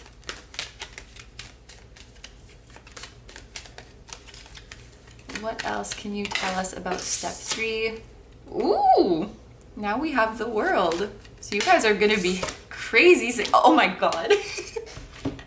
You have the Empress and the World and the Nine of Cups. Oh, okay. I have a message for you guys about the World. And this is very much, it's like a one man's trash is another man's treasure kind of thing. I'm gonna give a really like dumb example that I was thinking of recently. I was actually talking to Esoteric about it. So in Canada, I'm like very much like a skinny boy. Like I'm considered to be quite like small and skinny. Whereas over in Japan, I would be considered like, I guess, larger or more like curvaceous, you know? Whereas here, that's like, no, not at all. And neither one is wrong. Like, I'm not objectively one or the other. It's all about perspective. And that changes, like, depending on your culture, depending on where you grew up, depending on your upbringing. So, it's like maybe your talents are suited for another land, another country, another audience.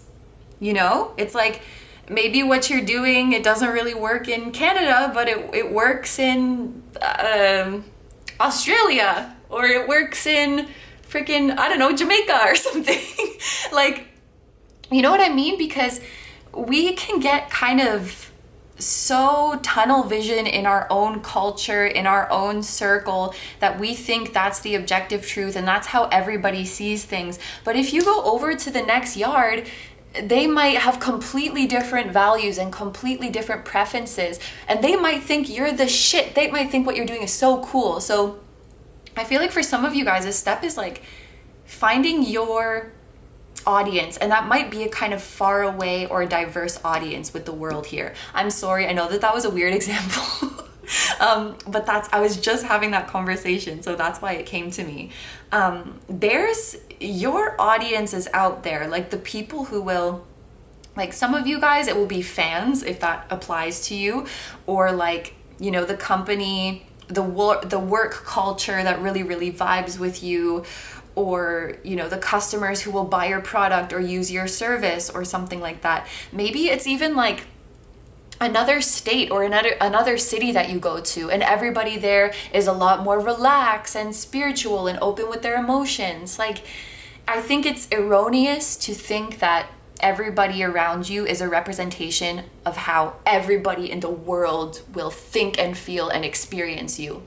So you might want to like broaden your horizons and go somewhere else. That's like what I really, really feel with the World. And there's like an opportunity for big money and for big success somewhere else for you guys. And even if you can't physically travel there, you can just put yourself online and they will find you. Oh, interesting. That's a very specific message. And then we have the Nine of Cups, which is about your wishes being fulfilled, your wishes coming true. It's about stress fading away from your life, which I love because both the Three of Swords and the Nine of Swords are very like stress inducing, anxious kind of cards. We do not like to see these ones. So the fact that you guys here have the Nine of Cups, which is all about this shit fading away, I'm really, really happy to see that for you. This is a card about fulfillment, achievements, feeling on top of the world. Your wishes are coming true. I love this. I don't even know if this is like a step, which was supposed to be the whole format of the reading, but this is just what is coming to you guys in your future. Great wealth, abundance, prosperity, recognition, fame, if that's something that you want, and peace, and your stress fading away. And maybe, yeah, this step is about finding your audience. So listening to the call, allowing yourself to be activated, and moving towards your soulmate, or the activation will move you towards them. living from your emotions, finding your inner Queen of Wands, coming out of the spiritual and emotional closet, and not giving a shit what people think, and finding your audience. And that is the formula to your great success and wealth. Woo! I really, really like the energy of this one. Okay, so to finish off the reading now, we're just going to take a few oracle cards to see what last messages your higher self has for you. So we have failure. Ooh! This is literally like, okay, yeah, this is literally what we were talking about. I understand that a mistake is only an opportunity to learn. I don't even know if I'm going to add much to this. This is about embracing the beginner mindset and repairing your relationship with mistakes and imperfection. Mistakes and imperfection are not failure, and they're not shameful. It's literally the only way to learn. It's the only way anybody in this world learns. This is weird. I used a baby analogy in my recent YouTube video as well. But like, have you ever seen a baby just stand up and start walking? No, they fall down a bunch of times and they don't care. You know, that shame that we feel when we make a mistake is very much learned. It's very much learned. We are not born afraid of making mistakes or afraid of looking silly. Well, maybe I was, because I hated people laughing at me when I was little. My mom was like, no, they're laughing at you because you're cute. And I was like, I don't want to be cute. And I was like really upset, but I'm just an anomaly. Don't forget that. So the next card is empathy. I am open to seeing both sides of a situation. With empathy here, I first want to turn this to you. Like having compassion for yourself. This may also be a sign that you guys are very powerful empaths. You could be very powerful healers as well. I don't know if like part of your dream is to like be a healer or to offer spiritual services, but that could be something that you guys are really, really good at as well.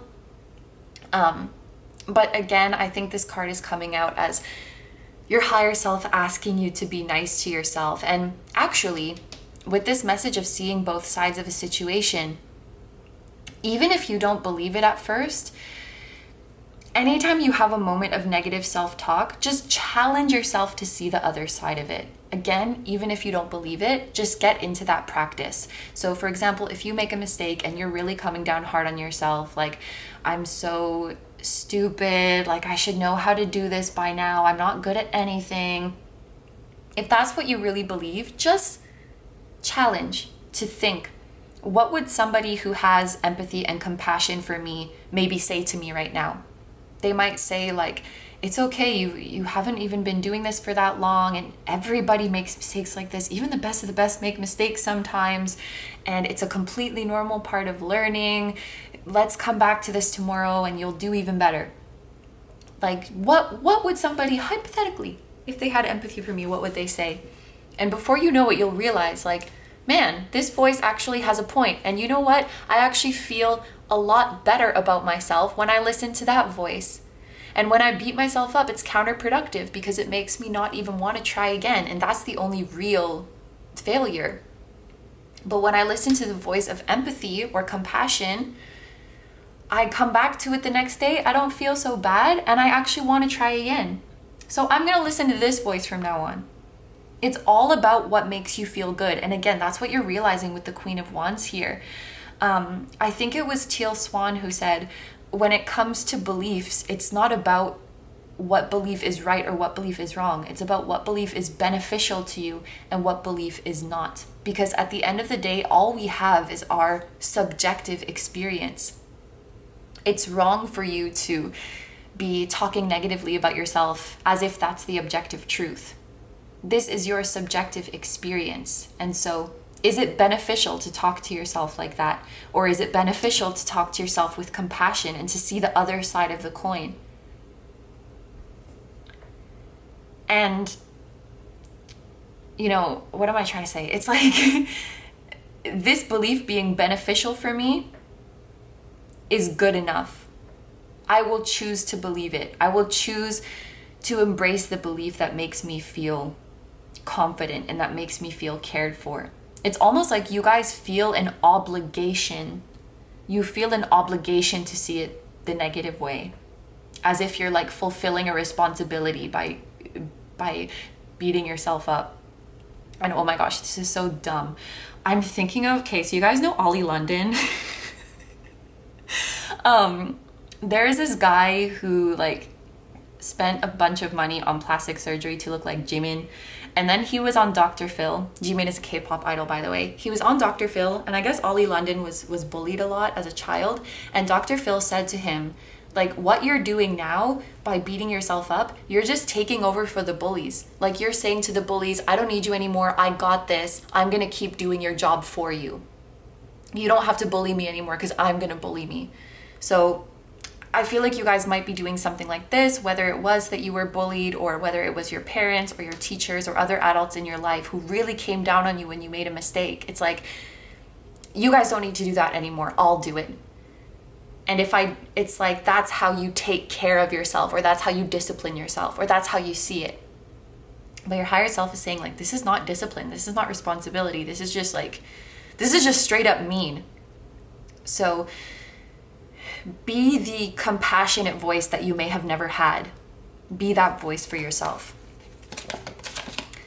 Oh my gosh. This one says, it's like, spit out the poison from your heart.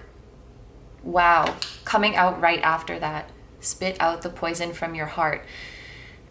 Yeah, you guys might be kind of toxic to yourself, unkind to yourself. And this card says, treasure each and every step, or see the importance in each and every step. It's about progress. It's not about perfection. So again, I feel like these just really cement what we looked at here. So I'm not going to talk about these for like a million years, but there is a need to spit out that negativity. Again, it may not happen overnight, but if you just challenge yourself to find what that voice would say and allow yourself to hear that voice and find how good it makes you feel, and honestly, how much better you progress when you listen to that kind voice. It will become a no-brainer eventually. And a big step in this journey for you guys is treasuring each and every step, not just focusing on, why am I not here yet? Why don't I have all of this yet? And treasuring everything it takes to get here. Forgiving yourself for the times you stumble along the way. Forgiving yourself for the times that you were hard on yourself. It was all a step. It was all a step on the way here. It was all a valuable opportunity to learn. Okay, so these are all the messages that I'm seeing for you guys, so I'm going to end the reading here. Thank you very, very much for letting me do this reading for you. I hope you have a wonderful day or night whenever you're watching, and I wish you all the best. Please take good care of yourself, stay healthy. I'm sending you guys lots of love, and I will see you in the next one. Bye-bye.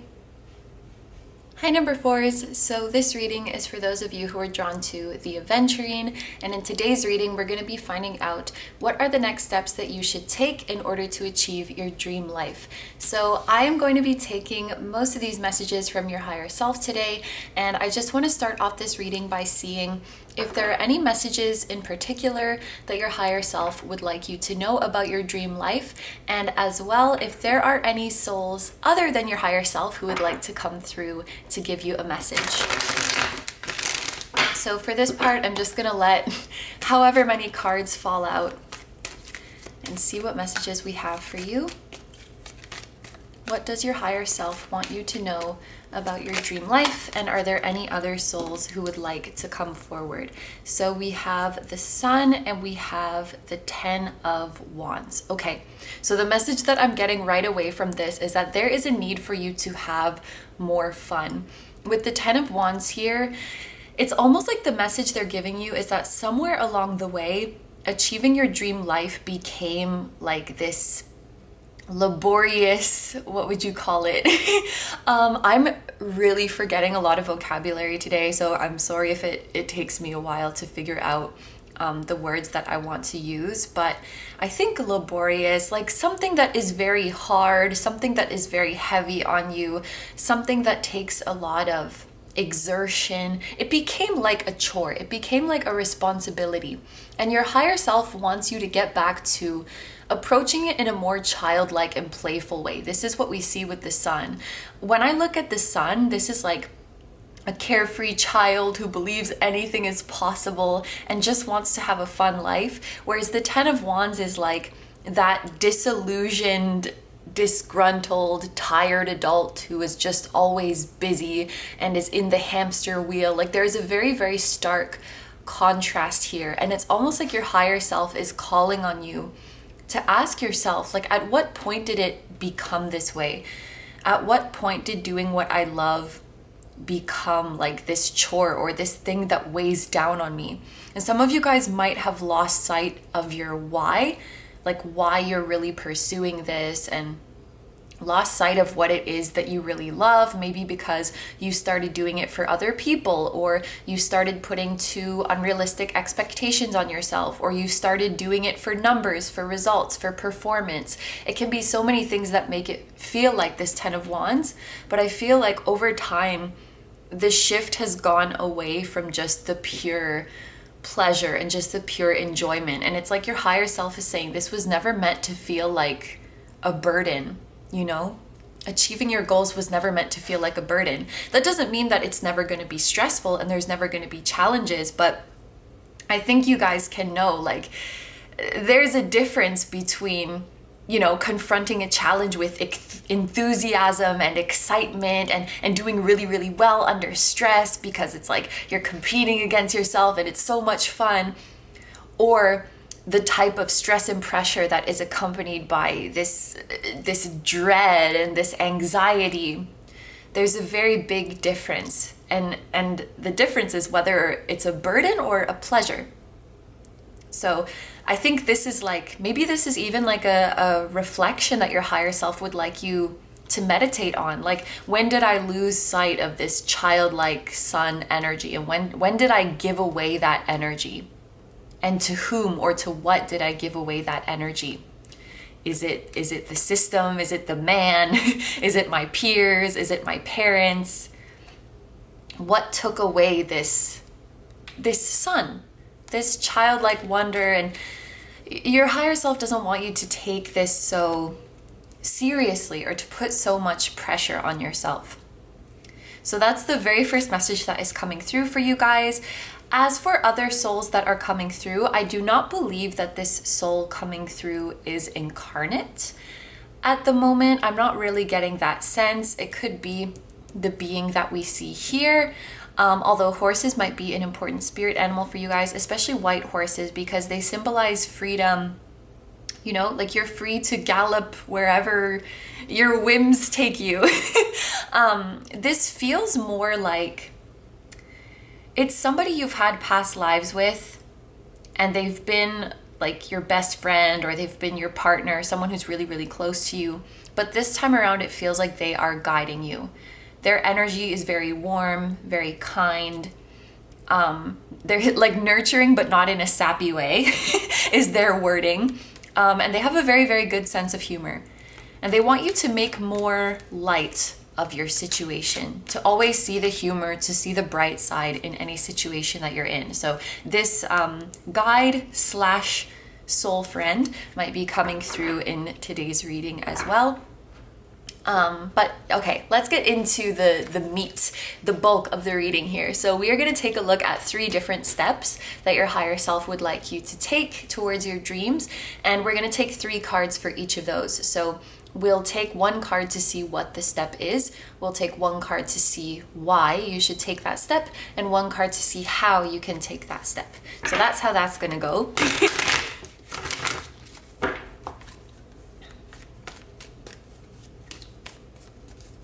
All right, so step number 1, we have the Fool.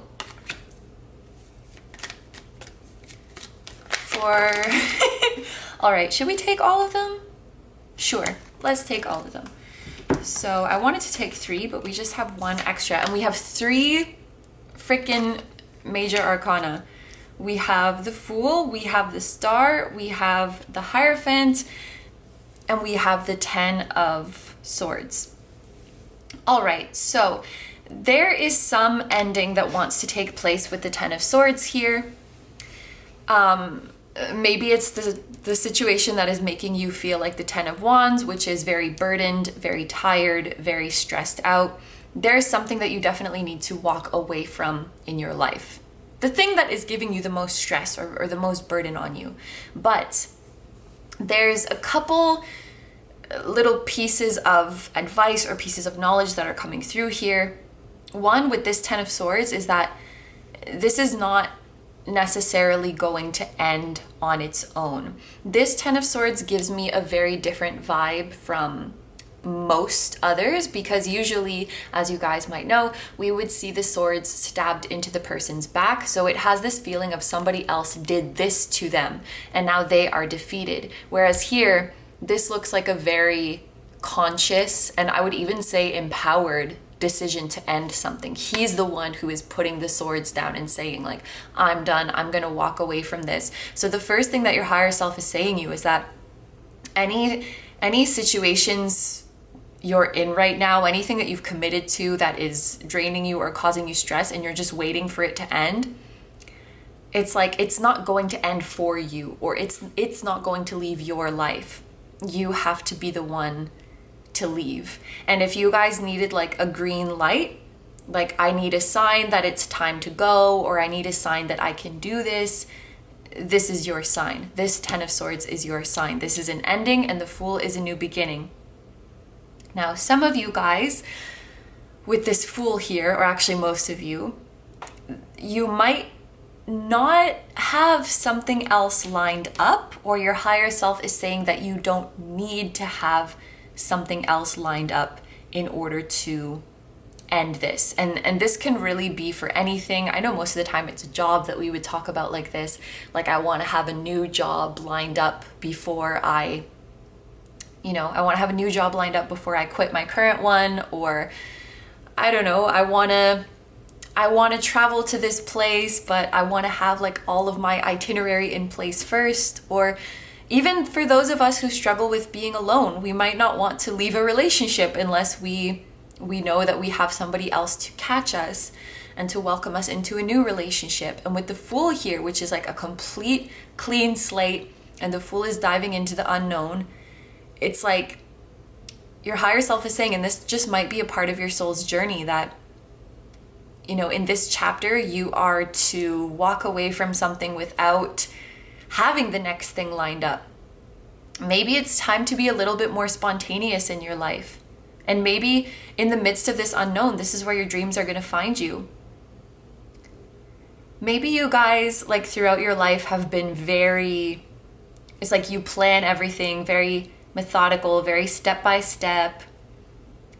And your higher self is like, what if you didn't know what the next chapter holds? Is that so bad?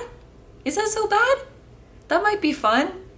They really want you to get into a more spontaneous and carefree energy, for sure. And to just let your hope guide you. Just let your passion guide you. There was, I think it was in group 1 or 2, where it was like, what if within the unknown is everything that you ever dreamed of? I can't remember which one it was, but I will say there's been like very similar themes throughout the piles, and one big thing has been embracing the unknown, being okay with not knowing, and, you know, asking yourself, like, what if everything I ever wanted happens? Because we tend to ask ourselves, what if everything could go wrong? So that's been something that's come up a lot in these readings, as well as remembering how powerful you are. And this is not like you're diving into the unknown and the unknown is going to happen to you. The unknown is your canvas. The unknown is your playground. You get to, this is almost like magician energy, even though the magician is not here. You get to create whatever you want out of this next step. Not wait for it to build itself up in front of you. You step into that void and make something of it, like the divine creator that you are. So yes, there's something your soul wants you to walk away from.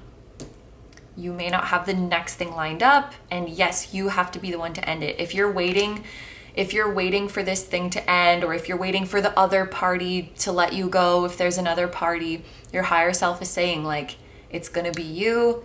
Now is as good of a time as any, and it's gonna go better than you expected with the star here. I don't think I really followed that format of the why and the how for this one because so many cards came out, but the next step is a clean slate, a new start. The why is because your dreams lie on the other side of that leap of faith, and the how is you putting an end to something in your life, making the decision. And with the Hierophant here, a meaning that I often attribute to this is committing to yourself and committing to your happiness.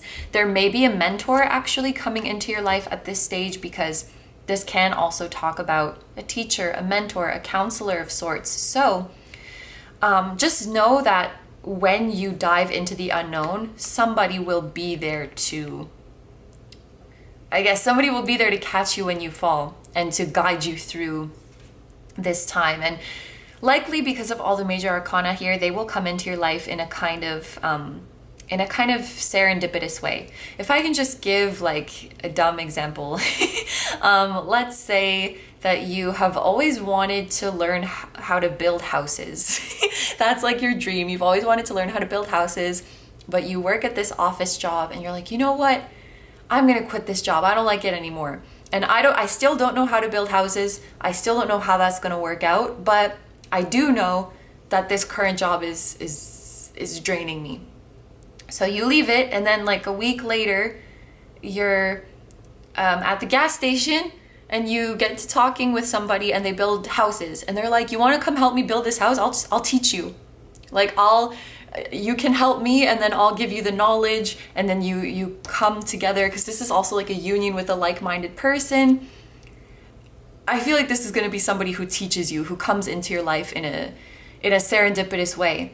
And so you don't have to do anything to meet this person. You'll line up with them, but you do have to end something, because if how can you be at the gas station on that particular Wednesday at 2 p.m. if you're at your office job? You see? So it's like freeing yourself from the old situation so that you can be open to this lining up for you. I'm really seeing this as a teacher, like a physical person coming into your life who's going to teach you how to do the things that you want to do.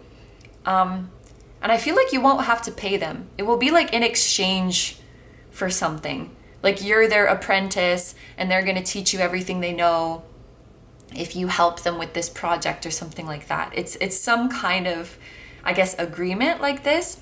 And yes, this is also you committing to your happiness. All right.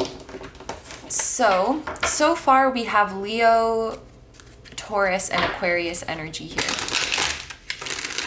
There's a lot of fixed signs. So now let's take a look at step number 2. We have the 4 of Cups. Okay, I'm getting like mindfulness vibes from this card. Page of Pentacles.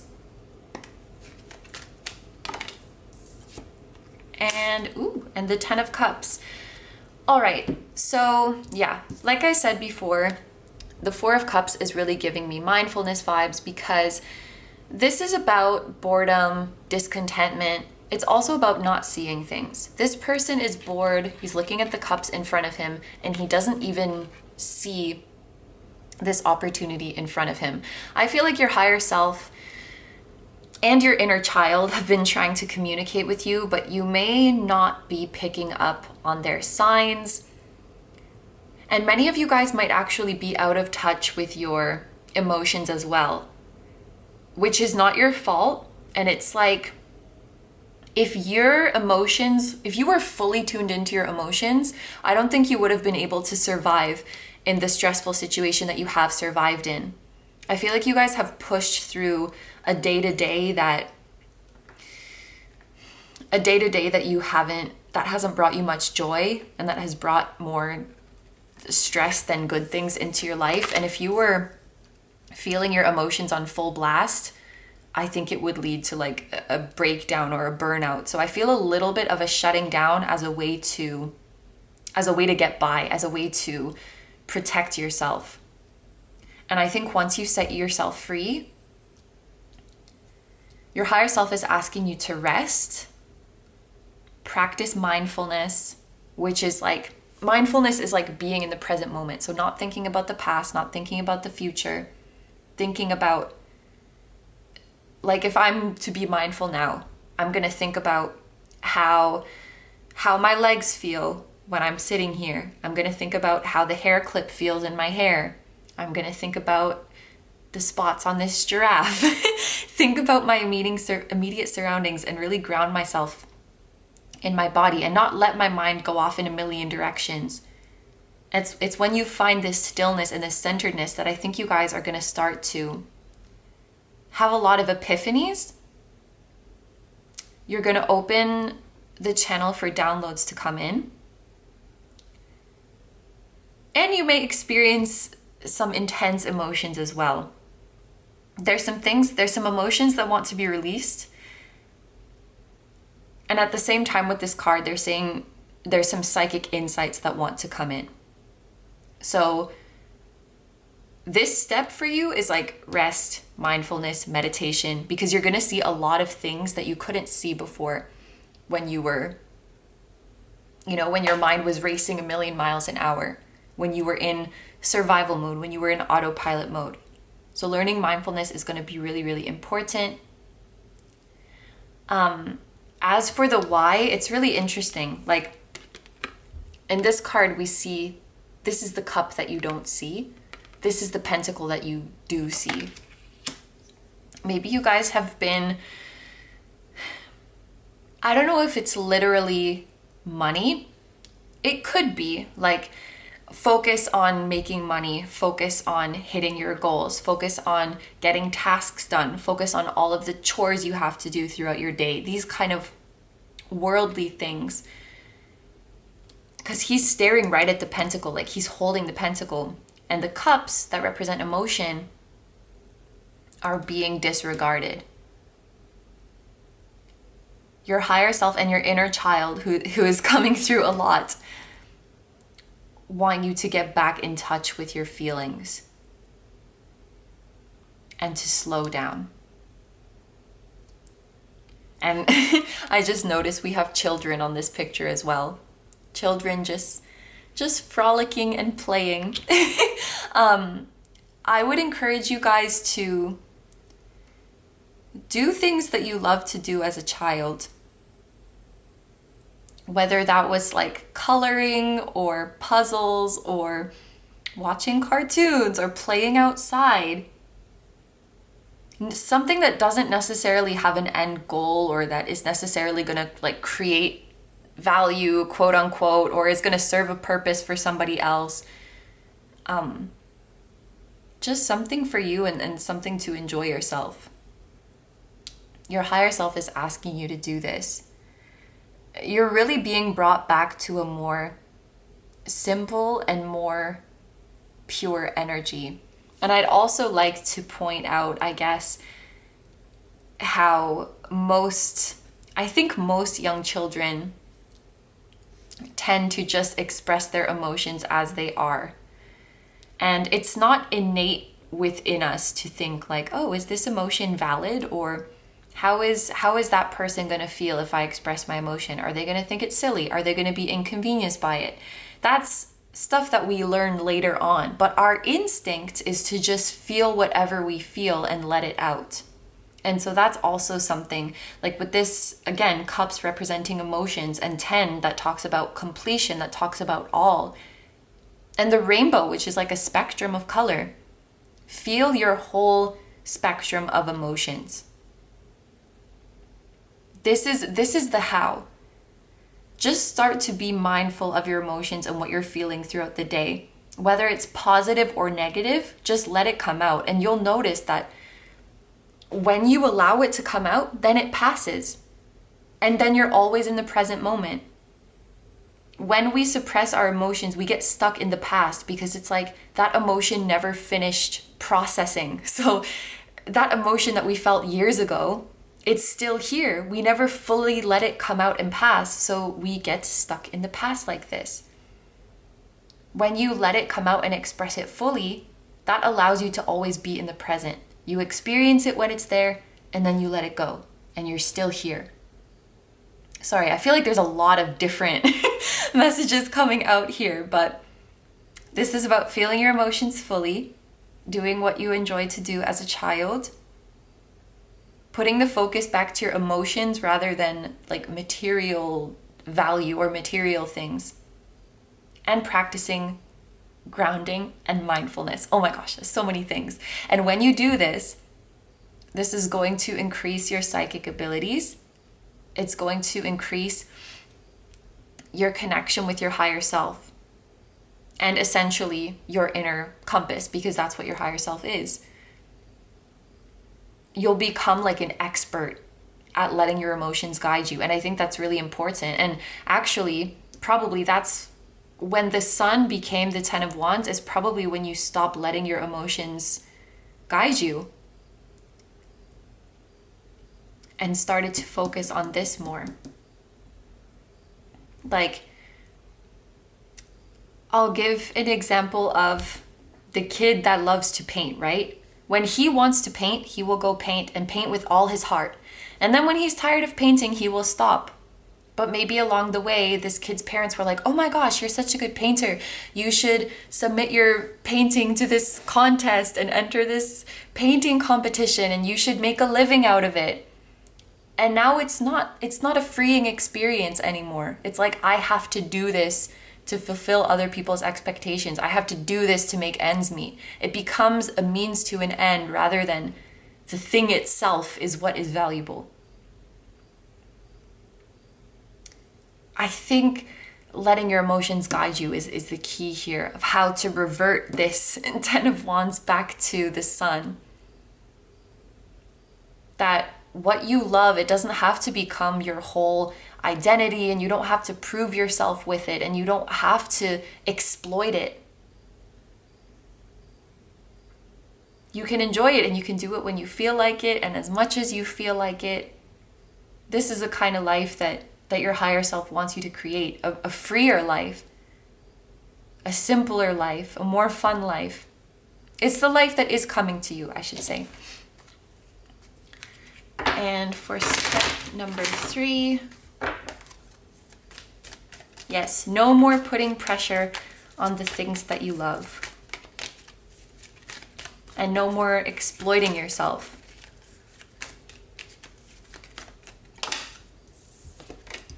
Ooh, Page of Wands, expressing yourself creatively. Embarking on new adventures. 9 of Cups has come out in 3 out of 4 piles, which we love to see. Ooh, and the 10 of Pentacles. You guys got both the 10 of Cups and the 10 of Pentacles in your reading, which is amazing because it means that not only are you going to have all of your material needs met in your future, you're also going to have all of your emotional needs met. So, like, your higher self is saying, like, don't worry. You don't need to focus so much on the money aspect. Focus on love, focus on your passion, and the money will follow. That is your higher self's promise to you. Maybe some of you guys have it backwards, like I'll focus on the money, on the material aspect, and the happiness will follow. It's reverse. Okay, so let's take a look at the Page of Wands here, which represents one of your steps. This is about an exciting new endeavor. This is about a creative project. The way he's looking at the wand, this makes me think that he's like trying his hand at something. And I feel like, because there was some message that I said earlier, it was like the thing that you love doesn't have to become your whole identity.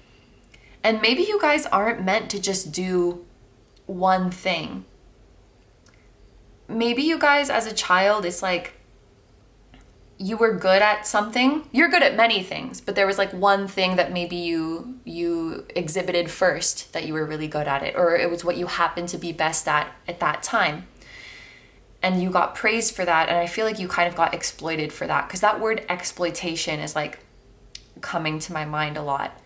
You know, like if you were really good at, I don't know, math, then you had to go to all of these like math, you know how they have like math contests like in Mean Girls and stuff, or like you go write the exam so that you can win a money prize and you have to go to the best math school.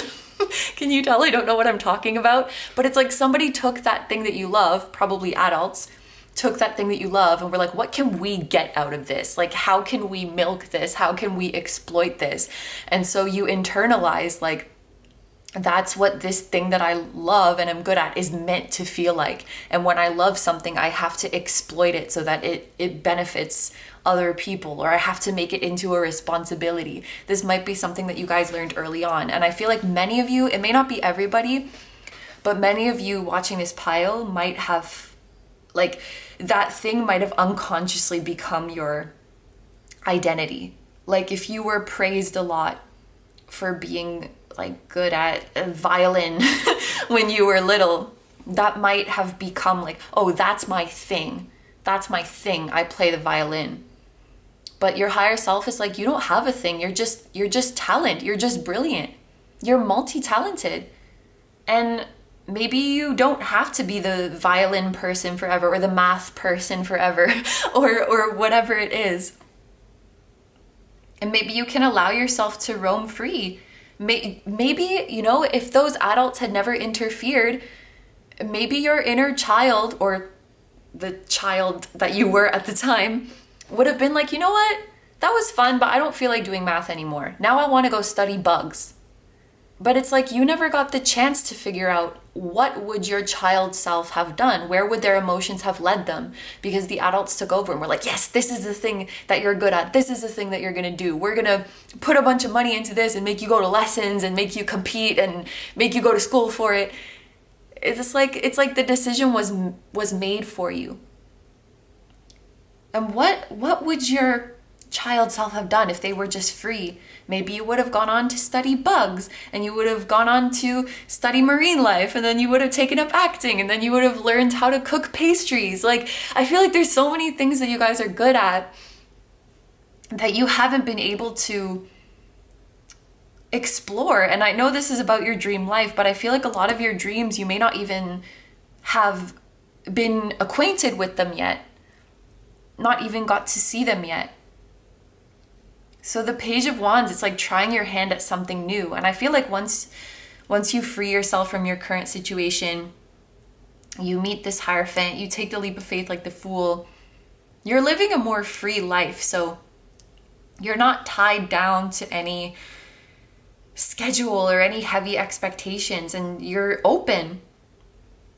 I'm open to discover my new skills. I'm open to see what else I'm good at and what else my inner child wants to try. It's like your inner child got cut off when they were exploring their talents and their passions. And your inner child is like, well, I wasn't finished. There's still more stuff. I didn't want to just keep doing this one thing. So trying your hand at new things with the Page of Wands.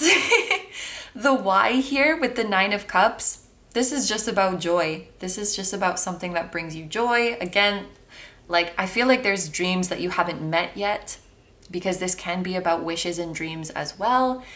And not everything has to be about your career. There may be you may find that you really have a passion for dancing, and it's not that you're going to become a professional dancer, but it might be something that you really love to do to blow off steam. And dream life doesn't always have to be about like your livelihood or your big accomplishments. Maybe part of your dream life is to just be peaceful and to be content. Not saying that you're not going to have a wonderful livelihood and amazing accomplishments, but I think that those little things like that should be factored into the dream life as well. Maybe your higher self wants you to think more about those little things. Like, yes, when you picture your dream life, you will probably think about the big milestones that you've reached and all the amazing travels you've experienced and your amazing partner and family, whatever it might be. But what about the little things? Like, What do you do after dinner on a Sunday night? What kind of games do you play? What kind of hobbies do you have? What's your favorite treat? Little things like that. Focus on those too. Focus on cultivating new hobbies and new pleasures and things like that. The Ten of Pentacles here is a how. I definitely think these are representing future outcomes for you guys, like full emotional fulfillment and full material fulfillment as well.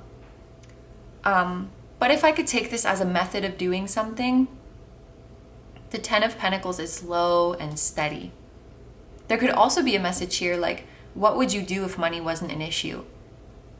Because with this being about, this is like you have all the money, you have everything you need. So if you knew that you were going to be completely materially taken care of, what would you be doing?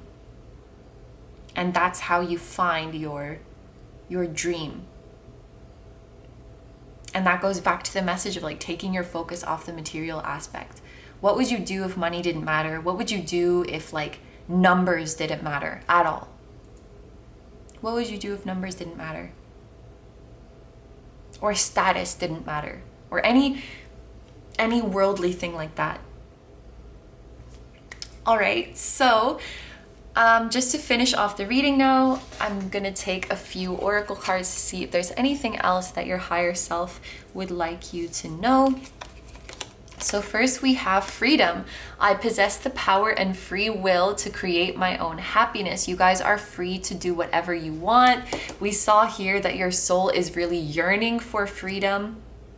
Yeah, there's something in your current situation that is like tying you guys down with the Ten of Wands and the Ten of Swords, and your soul is like, I'm ready to break free from it. We have this light blue color here, which is reminding me of the throat chakra. Some of you guys need to like say your goodbyes. Some of you guys need to make your announcement. I'm leaving. We have grief. I understand that losing something is an opportunity to appreciate it. And maybe this is the first thing that came to my mind, is that this is talking about your freedom. Some of you guys may be feeling very sad or feeling like pangs of regret that you have lost your freedom. Maybe you feel very guilty about this sun turning into a Ten of Wands. But I think this was a part of your soul plan all along. And this says like losing this sun is your opportunity to understand how valuable it is your opportunity to appreciate it and be grateful for it and love it all over again. And lucky for you in this case, you've lost something that you can get back, because you always have this inner child within you. It will always be there. I think this is relating to freedom. Losing your freedom was an opportunity for you to appreciate freedom. It's the classic, like, if you're always in the light, you wouldn't appreciate the light. It's with the dark that you come to appreciate the light. This card says, like, this is a connection that will have a good influence on you. So, yep, I feel like that's the Hierophant. This Hierophant person will have a good influence on you. This is likely soul family, who incarnated with the role of being like your mentor, of helping you out. And they will be a good influence. And then this one, I think this one is called the Immovable Buddha, I'm pretty sure. And this says, stand firmly in the ground like a tree. Oh, this is about stillness. This is about stillness. Stand firmly in the ground like a tree. And I could even think of this as like grounding, as connecting with nature, as a way to be mindful. I feel like recently I'm mentioning a lot of the conversations I have with Esoteric, but I was watching a reading of hers that was saying I need to ground myself, which is true. And then we were talking about that, and she said that when she grounds herself, she likes to imagine her roots. She likes to imagine roots coming out from like her feet, and that she's being anchored into the ground. And this kind of reminds me of that. Because there's a message of you guys learning to be present, learning to be mindful. Yes. And I also want to point out the orange color on grief, which is like the sacral chakra, which is all about your joy, your passion, your creativity. It reminds me a lot of the sun. I love these cards together. You still possess this power and the free will to create your own happiness. It's just that when you take that power now, you appreciate it so much more, because you also know what it's like to live without that. You're claiming it back though. Woo! All right, so these are all the messages I have for you, so I'm going to end the reading here. Thank you very, very much for letting me do this reading for you. I hope you have a wonderful day or night whenever you're watching, and I wish you all the best. Please take good care of yourself, stay healthy. I'm sending you lots of love, and I will see you in the next one. Bye-bye!